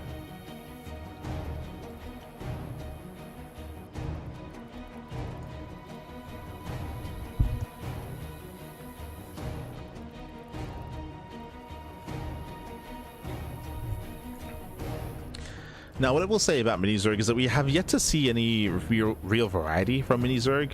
He has been going Lingbane Hydra every game so far, and you can vary it up. You can go into early Roach play. You can skip the Eva Chamber, skip the Manus, and go into a laying out Hydra all in. You can be more aggressive, more assertive. You can play Muta play as well. You can get into Mutas. But so far, Mini Zerg has been very much so one note. Oh.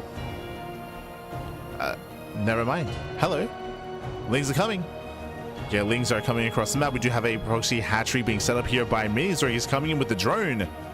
It does move in. Hatchery gets thrown out. And just as I'm criticizing Mini Zerg for being a little bit one note, he does cheese. He does go for the all-in. Let's go. Proxy hatch across the map. Ling Flood is coming. We're not droning. We're not saturating. So far, the Adept does see some Lings. Doesn't see all of them yet. Yeah, last Mute is still playing a little bit blind. But he does spot the queens. Yeah, the queens, they should not be out here. So he knows. He should be aware we need shield batteries. We need batteries back at home. Again, does spot the all-in coming. We need batteries. Ah, where are they? Getting another expansion. There we go. We have one battery on the way. Spots the proxy. The oracles are also in production. And Mizurki needs time. Sorry, I should say Mute. Mute does need time. He does fully roll off. Nice setup.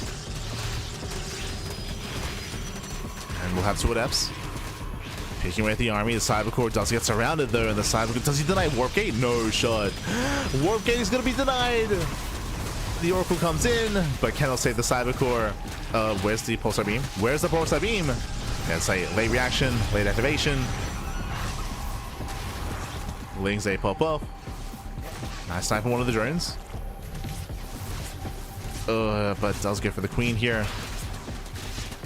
We'll bring it down. True, no transfuse. Yeah, no transfuse. Queen goes down. Batteries are finishing. But he has to warp in Zealots. He has to warp in defensive Zealots. Gateway goes down as well. Oof. Oracle falls. Mini-Zergie's gaining ground. We have a Void Ray on the way. And remember, Warp Gate was denied. That's huge. Like, that might just be game. Like, sure, we have 2 gateways, but he cannot warp in. Cybercore is rebuilt. Warp Gate has restarted.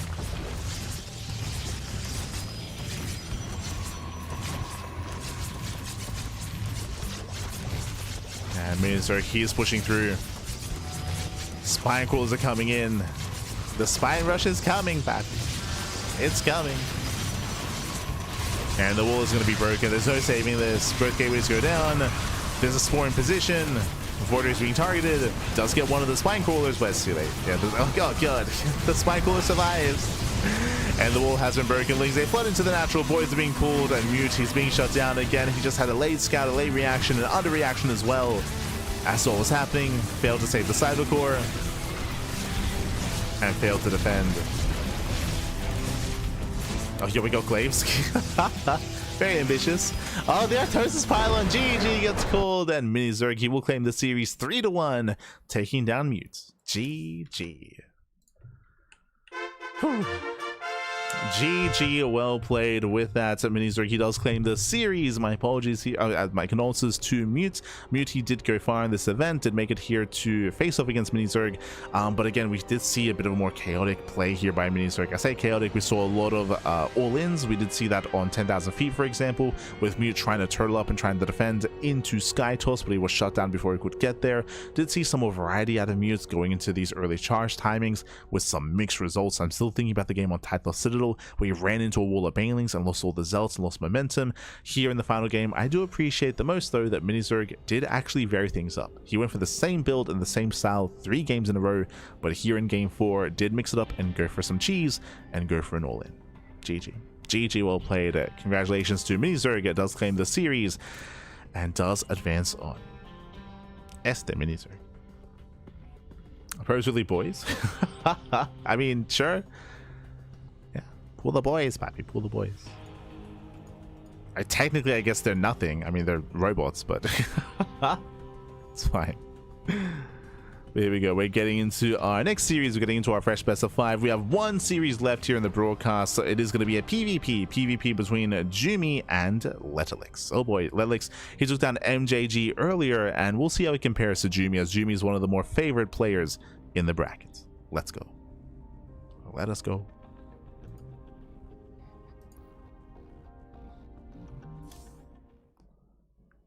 As we're loading into title.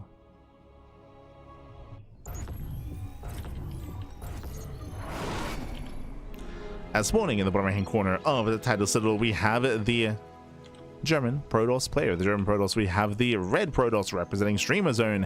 It is Jumi. And spawning in the top left hand corner, we have the Italian Protoss player. We have the red Protoss representing the Platinum Heroes. It is Letalix. May the bonk be with you. The zoomers, pappy. God damn it. But here we go. We have our PvP here. We're going to be calming things down at least a little bit. So when it comes to European PvP specifically, I would often say when it comes to generalization, that we often see a lot of aggression in PvP. But Jimmy, Ledlix, alongside some of the other European players, we often do see a lot of mid game, a lot of mid to late game as well. We'll see if anyone does mix it up. Eyes are on our probes. Eyes are on our would-be pylons. It's okay. It's okay, boys. It's all good. It's all good.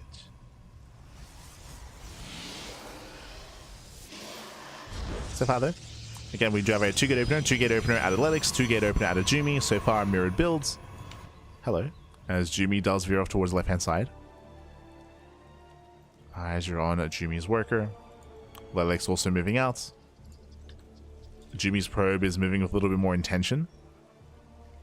And may set up for a fake proxy pylon. This position here wouldn't be too awful for a proxy Stargate, I suppose. But we'll see if he keeps the probe around, as the pylon has been placed. Oh, okay, does stick around. Interesting. Jimmy has the potential to commit into an all-in, to go for a proxy robo. Eyes are on Jimmy.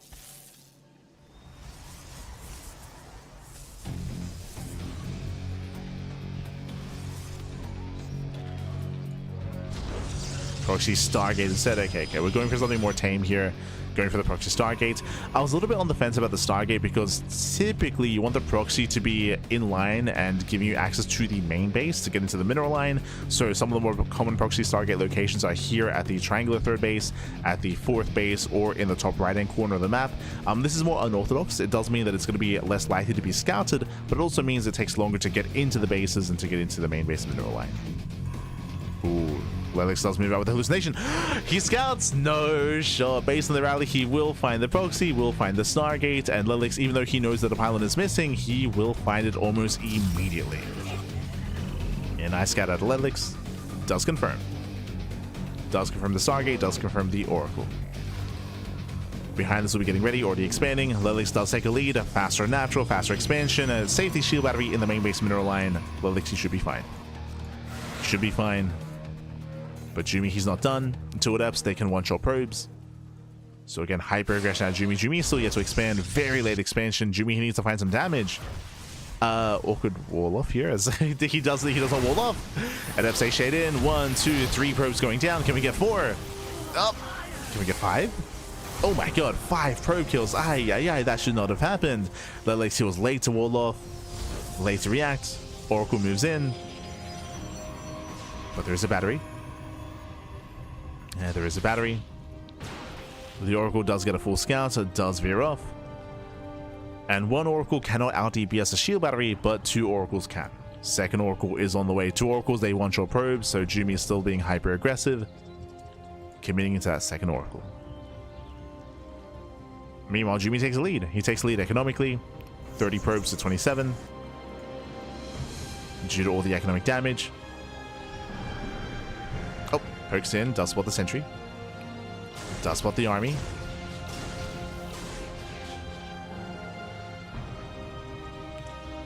And what's important here is that Jimmy is being scouted. Jimmy is not finding any damage yet, but he does keep the Oracles alive. They can always go back in. Can always go back in. Throwing down stasis traps, delaying their third base. Meanwhile, big shout to Hansmouth666 in the chat. God, thank you so much. Thank you so much for a donation, actually. Oh my god. Thank you so much. You don't often get donations, so we do appreciate any that we do receive. Thank you so much as the Oracles that have into the mineral line. 5 probes go down, another 5. That is what, 10 in total. 10 probe kills. And the Oracles get away. The Oracles do get away. Oh, so awesome and dedicated. Oh, gracias, papi, gracias. Do appreciate it. Appreciate the support. Hope you enjoy the content. Hope you enjoy the casting. Hope you enjoy the StarCraft. Hope you enjoy. Thank you. Thank you.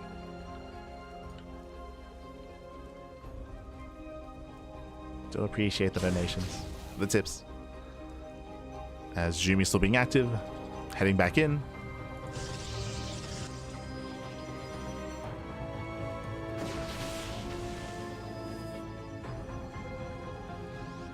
Behind this building up to 4-gate blink. Jimmy does intentionally delay his third expansion in favor of extra gateways, so 4-gate blink stalker, much more committed here by Jimmy, warping in his massive ground army. At the same time, Ledlix, at least he scouts, at least he's aware, he's throwing down his own gateways as a response. But Lelix does fall behind. Agony has a worse economy. A later production.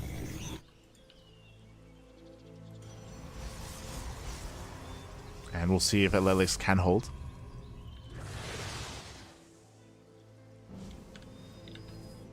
Stalkers have been amassing up. Looks like Jimmy, he will expand with this. Looks like he will set up for a third. Jimmy's moving out.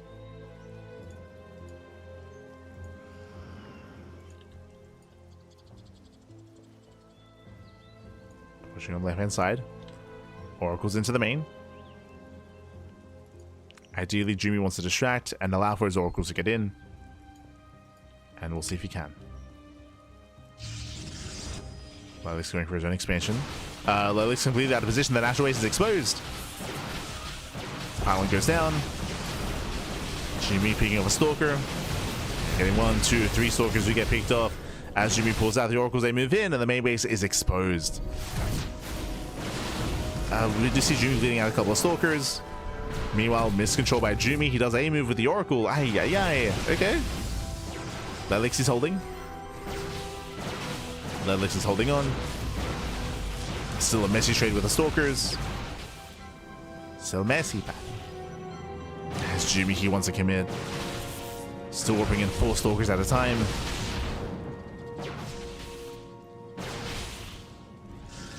Oracle into natural, going for the stasis. Catching out 4 probes, not bad. 4 workers get caught, and Jimmy, can he deny the expansion? Oh, doesn't quite get it. Doesn't quite get it. Jimmy pulls away. And Lelix does hold, does survive, but Lelix's worker count, it tells a tale here. Lelix, he's down in workers, down in economy. Lelix, he has to catch up.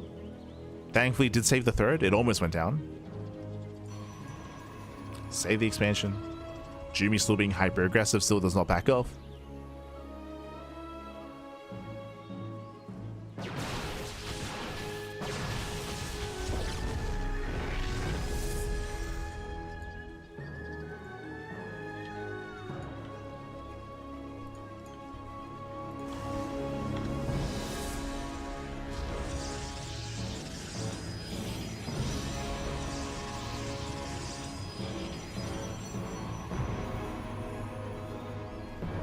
You can donate. Yeah, there's a donation option.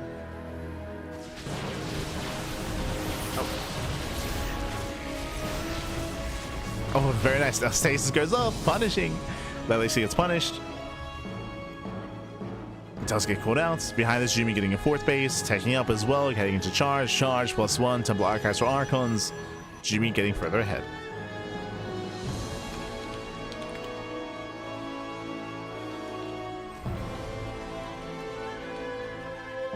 But donations are through PayPal, if that's what you were asking. Through Twitch, through PayPal, or Patreon. Those are the ways to support.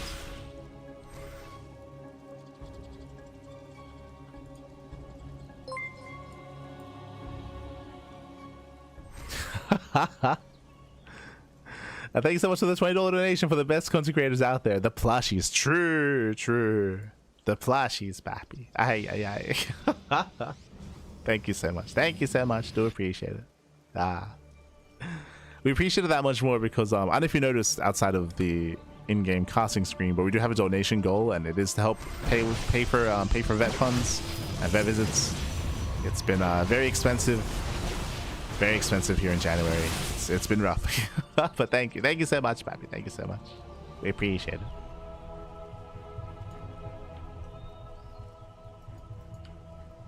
Gracias, gracias. Oh, Jimmy does recall. Jimmy does barely save his stalkers. Recalls the hell out of there. Behind this, remember, Jimmy's been out scaling. Now he has Archons. Now he has Zealots. He does have a superior composition. And he does force a recall. Catching up 4 stalkers. He's giving chase. And again, Lelix just had a really rough early to mid game. Trying to hold on. Charge now kicks in. +1 about to kick in as well for Lelix. But he's pushing into 3 Archons. Yeah, the Zealots, they cannot engage freely. Nice force fields. Trying to zone Jimmy away. Archons are moving in. Stalkers are exposed. Oh, God. Yeah, the Immortals are left behind. Every Immortal's going to go down. Massive pickoff. Takes down the expansion as well. And you can see Jimmy just outscaling Letlix. Letlix is just stuck on pure Stalker.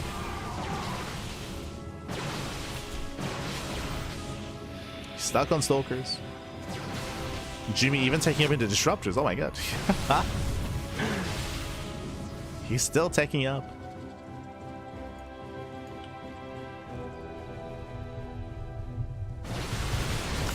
Going back, rotating.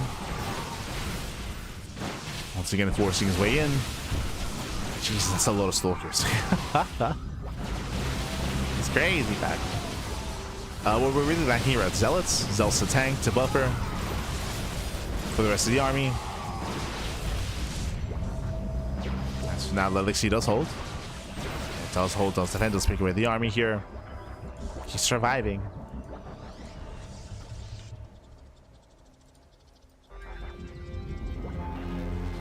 Jimmy has to back off. Jimmy pulls away.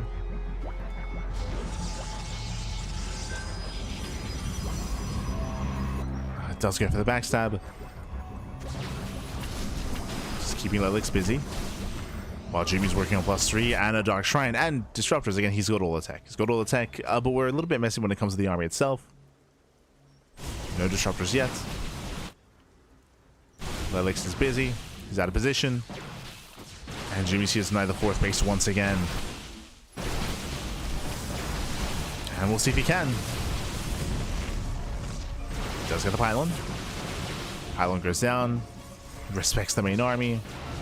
First Disruptor is finally on the way.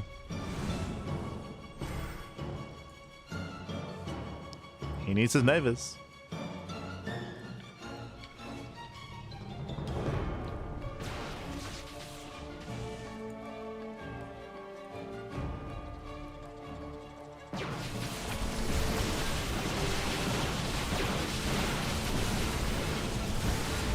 Jimmy does force him back once again.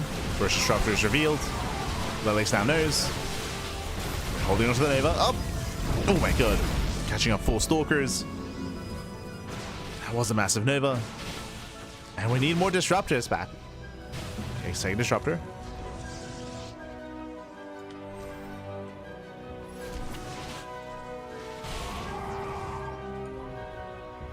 Does get a second Disruptor.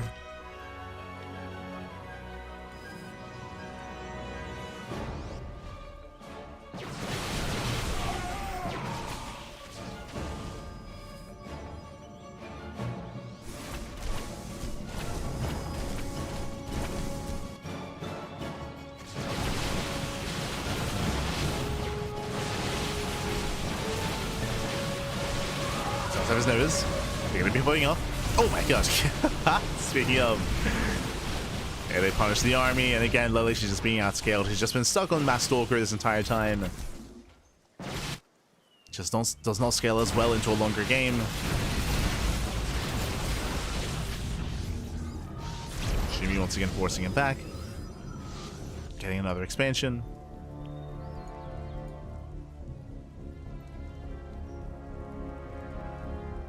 I do think that Jimmy's has been a little bit too chaotic when it comes to a second. We could have seen, yeah, faster second Robo and more Disruptors. That could have been thrown down much earlier. But he's getting there. Jimmy is getting there.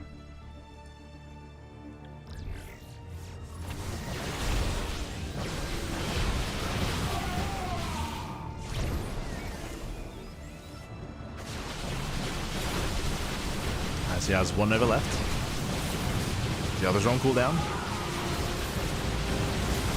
Oh, well, God. As Jimmy does collapse in, another Nova goes off. And you can see how Disruptor's just bullying the Mass Stalkers. They bully back.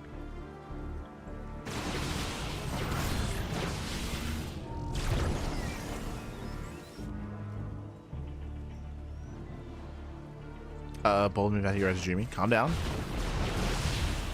That's a good, not a cancel. Takes down an expansion.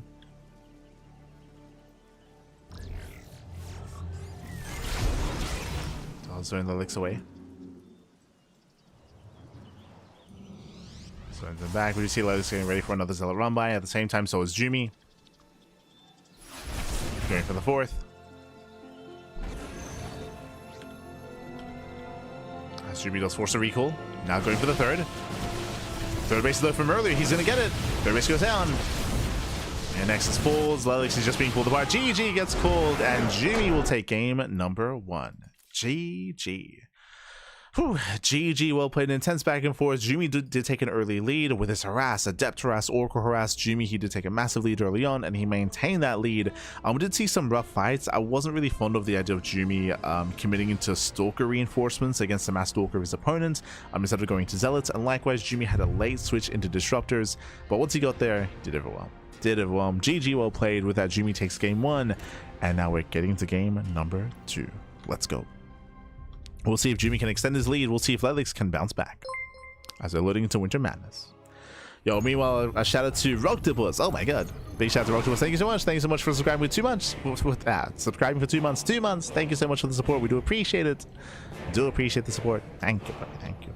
Hope you enjoy the content. Hope you enjoy the casting. Hope you enjoy the StarCraft. Hope you enjoy as we're getting into game 2 and spawning in the top left hand corner of Winter Madness. We have the German Protoss player. We have the blue Protoss for Streamer Zone. It is Jumi. And spawning in the bottom right hand corner, we have the Italian Protoss player, the red Protoss representing the Platinum Heroes. It is Ledlix. The cycle casting has made me into a big fan. Oh, thank you, Pappy. Thank you. Do appreciate it. Do appreciate it. We do what we can. Do what we can.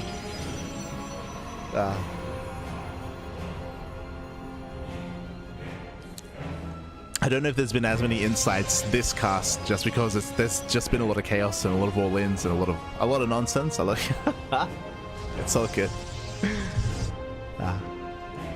Thank you. Do appreciate it. Appreciate the kind words. So now we're calming down and we're getting into game 2 here. Once again, we're expecting 2 gate openers. Remember, last game, Jumi did go for a proxy Stargate. We'll see if he goes for it again. We'll see if he goes for something different. I wouldn't be opposed to mixing in a proxy pylon and not even proxying. The idea of making it look like the same build or making it look aggressive and mind gaming your opponents and trying to force an overreaction. We'll see. For now, though, Lelixi does move in. Oh, sorry, Jumi moves in even. As Jumi, yeah, he does hide his probe, and he does hide his pylon. So as we mentioned here, his goal here is to try to force an overreaction, trying to make it look like he's going for something more aggressive than he really is. I do like this, considering what happened last game. The mind games. It's going to be on Lelix to confirm. You can see here he's checking behind the mineral line. He's looking for the pylon. It's like, hold up. And even the action of forcing Lelix to send a second probe out to scouts is good enough.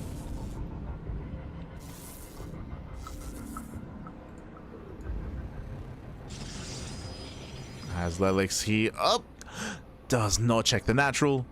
The probe is forced out. And you can see he's looking. Yeah, he's looking, he's scouting, checking for proxies, checking here on the right hand side. Behind this, opening up double stalker. Oh. Hello. Are we gonna proxy? He's going double stalker into a third and fourth stalker. Second probe moves out. Okay, scouting. Okay. And this is what we mentioned before. So Lelix does send a second probe out to scout. He's fanning out with the stalkers as well, checking the left hand side. Behind this, Jumi has expanded and Lelix has not. Lelix even going for his own robo. This is a very strong response. A defensive robo like this is designed to hard counter a proxy robo and a proxy gateway. So very, very defensive build here by Lelix. Into a delayed expansion, and Jumi takes the lead. Jumi does take a lead. As long as he doesn't lose any workers here or lose any momentum, he should be fine. And he's got plenty to work with. Even catching out a stalker. Lelix has to pull out. And again, there's a rough position for Lelix. The hallucination does confirm the robo. Does confirm how far ahead Jumi is.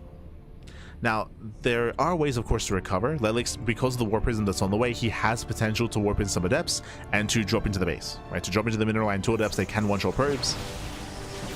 So Lelix, he has potential to recover, but he has to find some damage. Nice force field. Does deal some hull damage, doesn't quite catch the Stalker. Not quite. But there's more pressure on Lelix just because it's a mirror matchup, right? It's a mirror matchup, so you have the same tools as your opponent. So falling behind in a mirror matchup, it's that much worse. So here comes that Prism.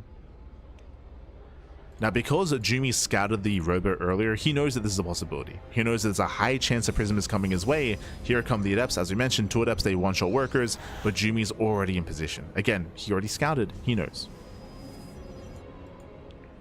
He's aware a Prism should be coming his way. What's important as well is that Jumi, he actually doesn't keep his Stalkers on the edge. He keeps them further in, which means ideally he wants to lure the Prism further into the base and force Lelix to expose himself. Lelix pokes in, unloads, and pulls out. Again, very careful. He's being very careful with the Prism. Does pull away. But damage is denied. And Jumi, he maintains his lead. Jumi's on 41 probes against the 36 workers of his opponents. One way to catch up. Okay, faster, third base. Lelix does rush into a third. And this is a way to recover. Instead of with aggression, with greed. So Lelix taking a faster third base. Oh no! Oh, the Prism! Yeah, Prism's out of the open. Thankfully there is no blink. And the Prism does get away. Oh, it takes a lot of hits, takes a lot of damage, does abandon the Adepts. Adepts take shade into the natural. Probes are going down. Let's go. Getting 1, 2, 3, 4 probe kills. Oh, can we get 4? We can.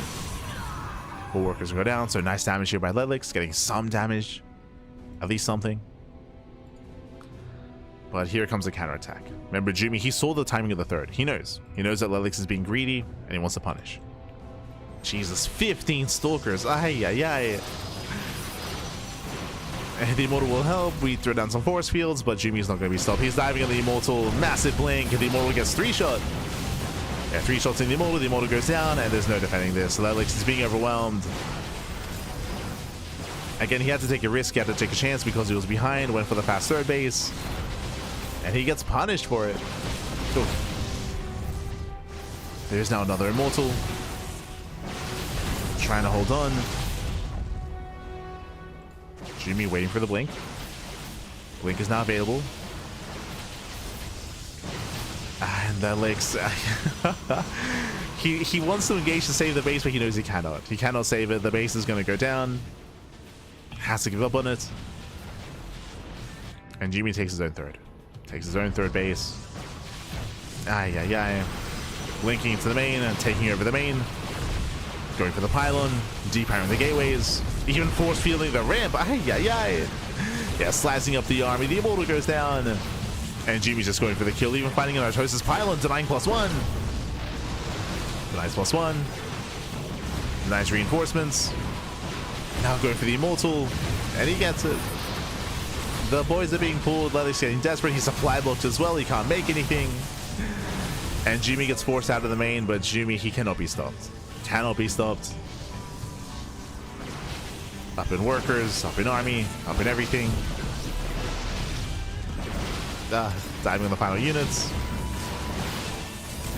Okay, 1, 2, 3 Stalkers. GG gets called, and Jumi will take a 2-0 lead in the series. GG.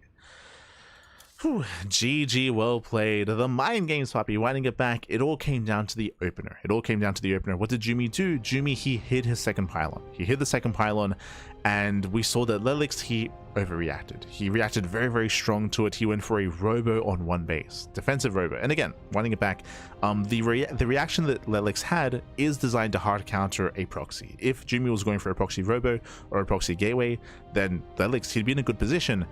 But there was no proxy. It was a fake out. So Lelix, he forced himself behind. Once he realized what was going on, he expanded, but he was down when it came to his bases. He was down when it came to his workers, and he had to find some damage. So he made the Prism. Prism was deflected. Jumi scouted. Jumi shut it down. Lelix, because there was pressure on him, because he was behind, he felt the need to go into a fast third. He got punished for it. Did get punished. GG, well played. Whew, with that, Jumi takes a 2-0 lead in the series. Now we're going to be loading into game number 3, and we'll see if Lelix can bounce back. We'll see if Jumi can close it out. Let's go. Let us go. But I feel like the early game that we saw in game 2 was a little bit rock, paper, scissors there. Like, it was just a very, very rough position there for Lelix. And here we go. Spawning in the top left-hand corner of Ruby Rock, we have the German Protoss player. We have the blue Protoss representing Streamer Zone, leading the series 2-0. It is Jumi. And spawning in the bottom right-hand corner, we have as opponent, we have the red Protoss player, the Italian Protoss representing the Platinum Heroes. It is Lelix. The insight is that nonsense is what works on ladder. It works in tournaments as well, to be fair. Setsuna, how many times do players have their pants down? True. The nonsense works, Pappy. It works. Sometimes. It works when it works. It doesn't when it doesn't. It's fine.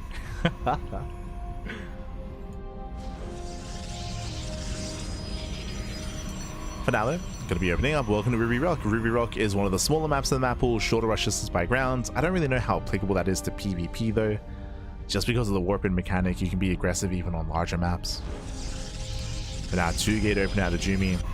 Now the question becomes, game 1, Proxy Stargate. Game 2, Fake Proxy Pylon. Game 3, Proxy Robo. Oh, hello. Scouting, okay. Game 3, the probe moves out, does actually avoid the main scouting path, which is interesting. But is rallied into the never... Oh, where are we going? Where are we going, Pappy? Okay, he's scouting. Okay. This time he's just scouting. This time, no shenanigans. Again, did hide his probe, so Lelix, he might be thinking a little bit more concerned. He might be feeling a little bit more pressure on him. But he scouts, he sees the second pylon. So the second pylon is actually in the main base. Standard opener out of Jumi. So Lelix, he can finally rest easy. He can calm down. We can play some StarCraft. Oh, geez, did I see a sentry. Sentry, no second unit, sentry expand. Hyper greed out of Lelix. Basically, Lelix, he skips his second unit in favor of a faster expansion. So a very greedy build here by Lelix. Jumi just opening up double adept. Jumi does scout, does confirm the greed of his opponent, and now he responds with a Stargate. Okay, so hyper aggression out of Jumi. Not an all-in, but aggressive nonetheless. Aggressive with adepts, more adepts, and oracles. Oh no, sorry, only 2. Only 2 adepts. Pylon does finish. Pylon finishes, Stalker's on the way to shut it down. So Lelix does take a lead economically. It's going to be on Jumi to make up for that with Adept Harass and with Oracle Harass.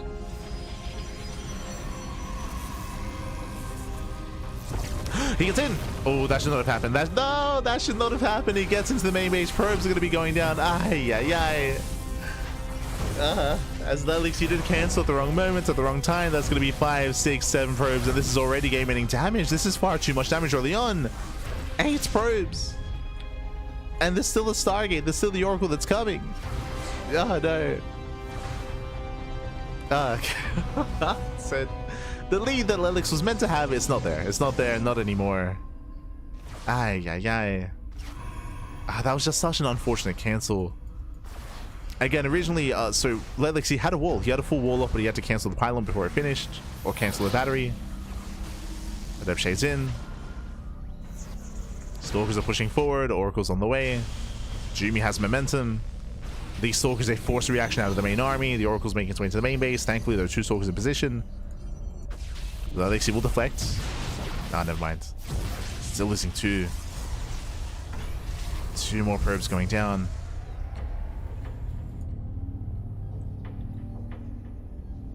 And Jumi's just chilling. He's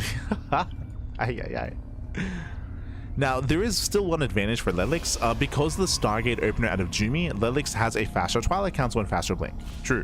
So there's a faster Blink timing available. That is something that Lelix has at least going his way. Pylon almost goes down. Oracle comes in from behind. bit of a missing engage here from Jumi. Was that not Jumi's pylon? Oh, sorry, my apologies. That might have been Jumi's pylon. If that was the case, I did miss that. If so, that's even a better setup for Jumi, actually. That's crazy. My apologies. If that was his pylon.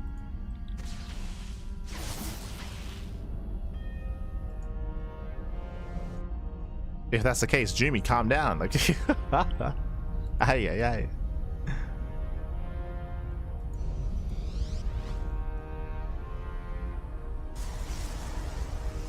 Let's go for the proxy. Setting for his pylon, going for a gateway. How many gates do we have? We have 2 at home, 1 across the map. The idea of going for a 2-base all-in makes a lot of sense here for Lelix because he's behind, right? He is far behind, and he has that early blink timing available as well. So this does make a lot of sense. Setting up for the all-in. Jumi throwing out stasis traps at the would-be third bases.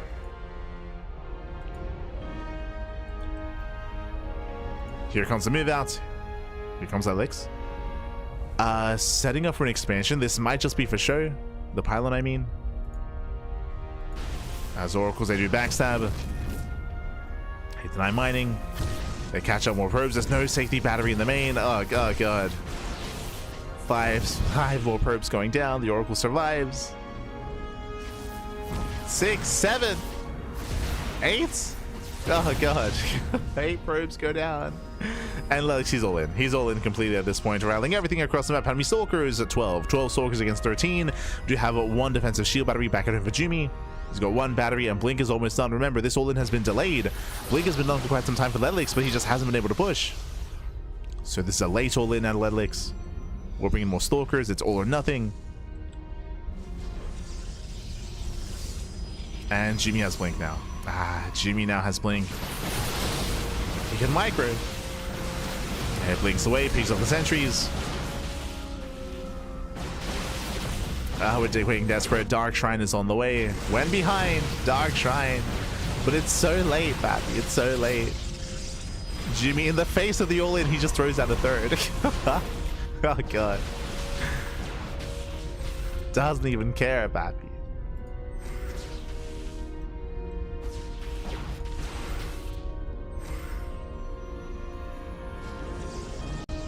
Now, do we have detection? Robo's on the way. Detection is somewhat available thanks to the Oracle, thanks to the starport, the Stargate. True.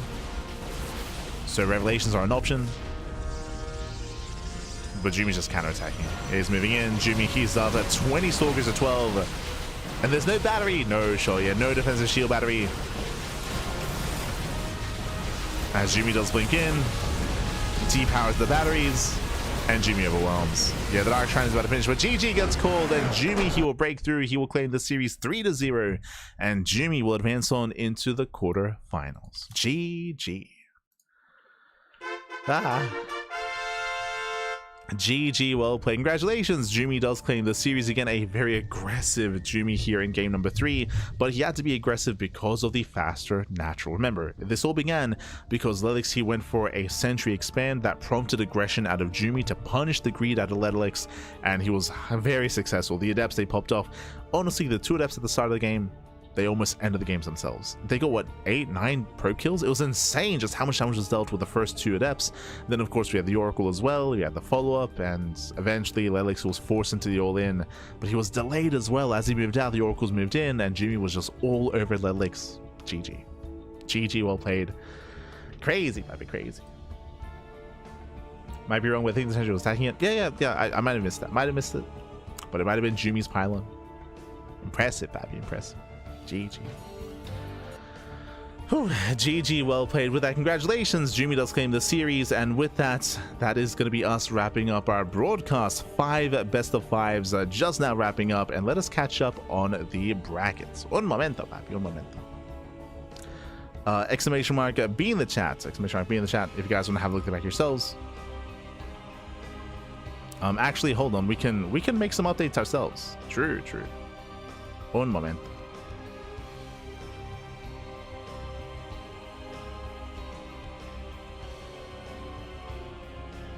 We have the power.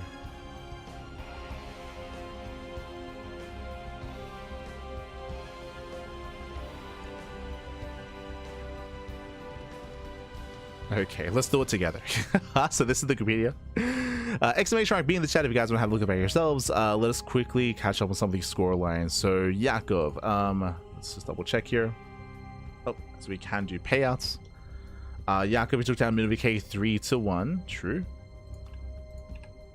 Took him down 3-1. We had Jumi, we had Lelix taking down MJG, took him down 3-0 as well. We had Lelix advancing on to the next round to the quarterfinals. Tevezo against Jumi. Likewise, Young Yakov also took down MinoVK as well to advance on into the quarterfinals. We had Shameless versus Honmono. We had a very chaotic back and forth between them. It did go 3-1 in favor of Shameless, which means that Shameless does advance on to the semi-finals, actually. Okay. We then had Mute versus Minizerg. That was 3-1 in favor of Minizerg. True. Minizerg did claim the series, and that means we have Minizerg UA up against Shameless in the semi-finals. True. We had Lelix versus Jumi. Jumi does take the 3-0 over Lelix. Jumi does advance on to the semifinals as well. And I believe we had another matchup here. Yakov, that's it. Young Yakov versus Lemon.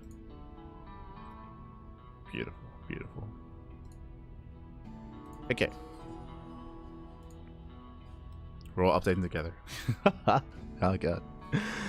Okay, here we go. So from the bottom here, we do have our updated score lines. There we go. We have our updated bracket. We have Shameless, he did take down Homeowner 3-1 to make it the semifinals. We have Shameless versus Minizerg UA in the semifinals. Oh my god, in los semifinales. Very impressive there for Minizerg to make it this far, by the way. Took down Inexorable 3-2, took down Mute 3-1 as well. So best of luck to Shameless and Minizerg.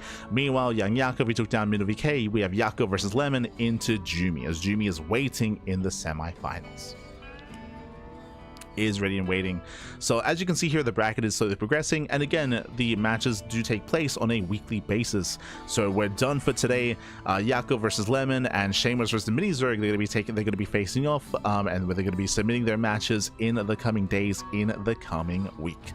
Coming into this, Shameless is favored, but Minizerg has already impressed me quite a lot here to make it to the semifinals. Again, he's a younger up-and-coming player. He has a lot of potential. He's still on the rise, and I'm hoping that he can make a series out of his match against Shameless. Best of luck to Minizerg. Again, a new young up-and-coming talent. Meanwhile, Young Yakov versus Lemon into Jumi.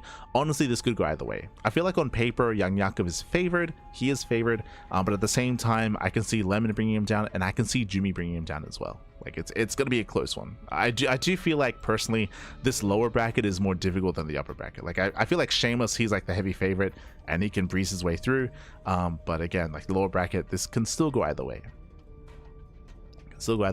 And also, as you saw, fun fact, Wikipedia, it is publicly available to be edited. So hey, if you're watching a tournament, whether it's this tournament, whether it's any tournament really, and if you notice, hey, the Wikipedia page isn't being updated, like the scores are stale, like they're stagnant, I know the results of some of these matches, I know the maps that were played on, or I know the score line at least, or like you can make your own updates. You can update, you can add scores, and you can help in your own way support StarCraft.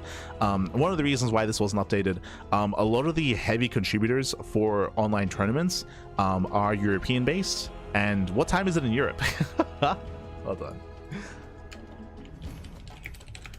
It's like 4:30 a.m. in the morning. It's 4:30 a.m. So again, a lot of the contributors are European based, so they're all asleep. That's why there was no live updating of the brackets.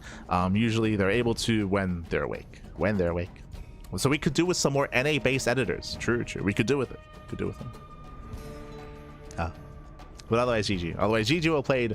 Thank you so much for watching. Thanks so much for tuning in. Hope you enjoyed the broadcast. And again, the rest of the tournament will be progressing next week. We'll be progressing. But otherwise, thanks for watching. Thanks for tuning in.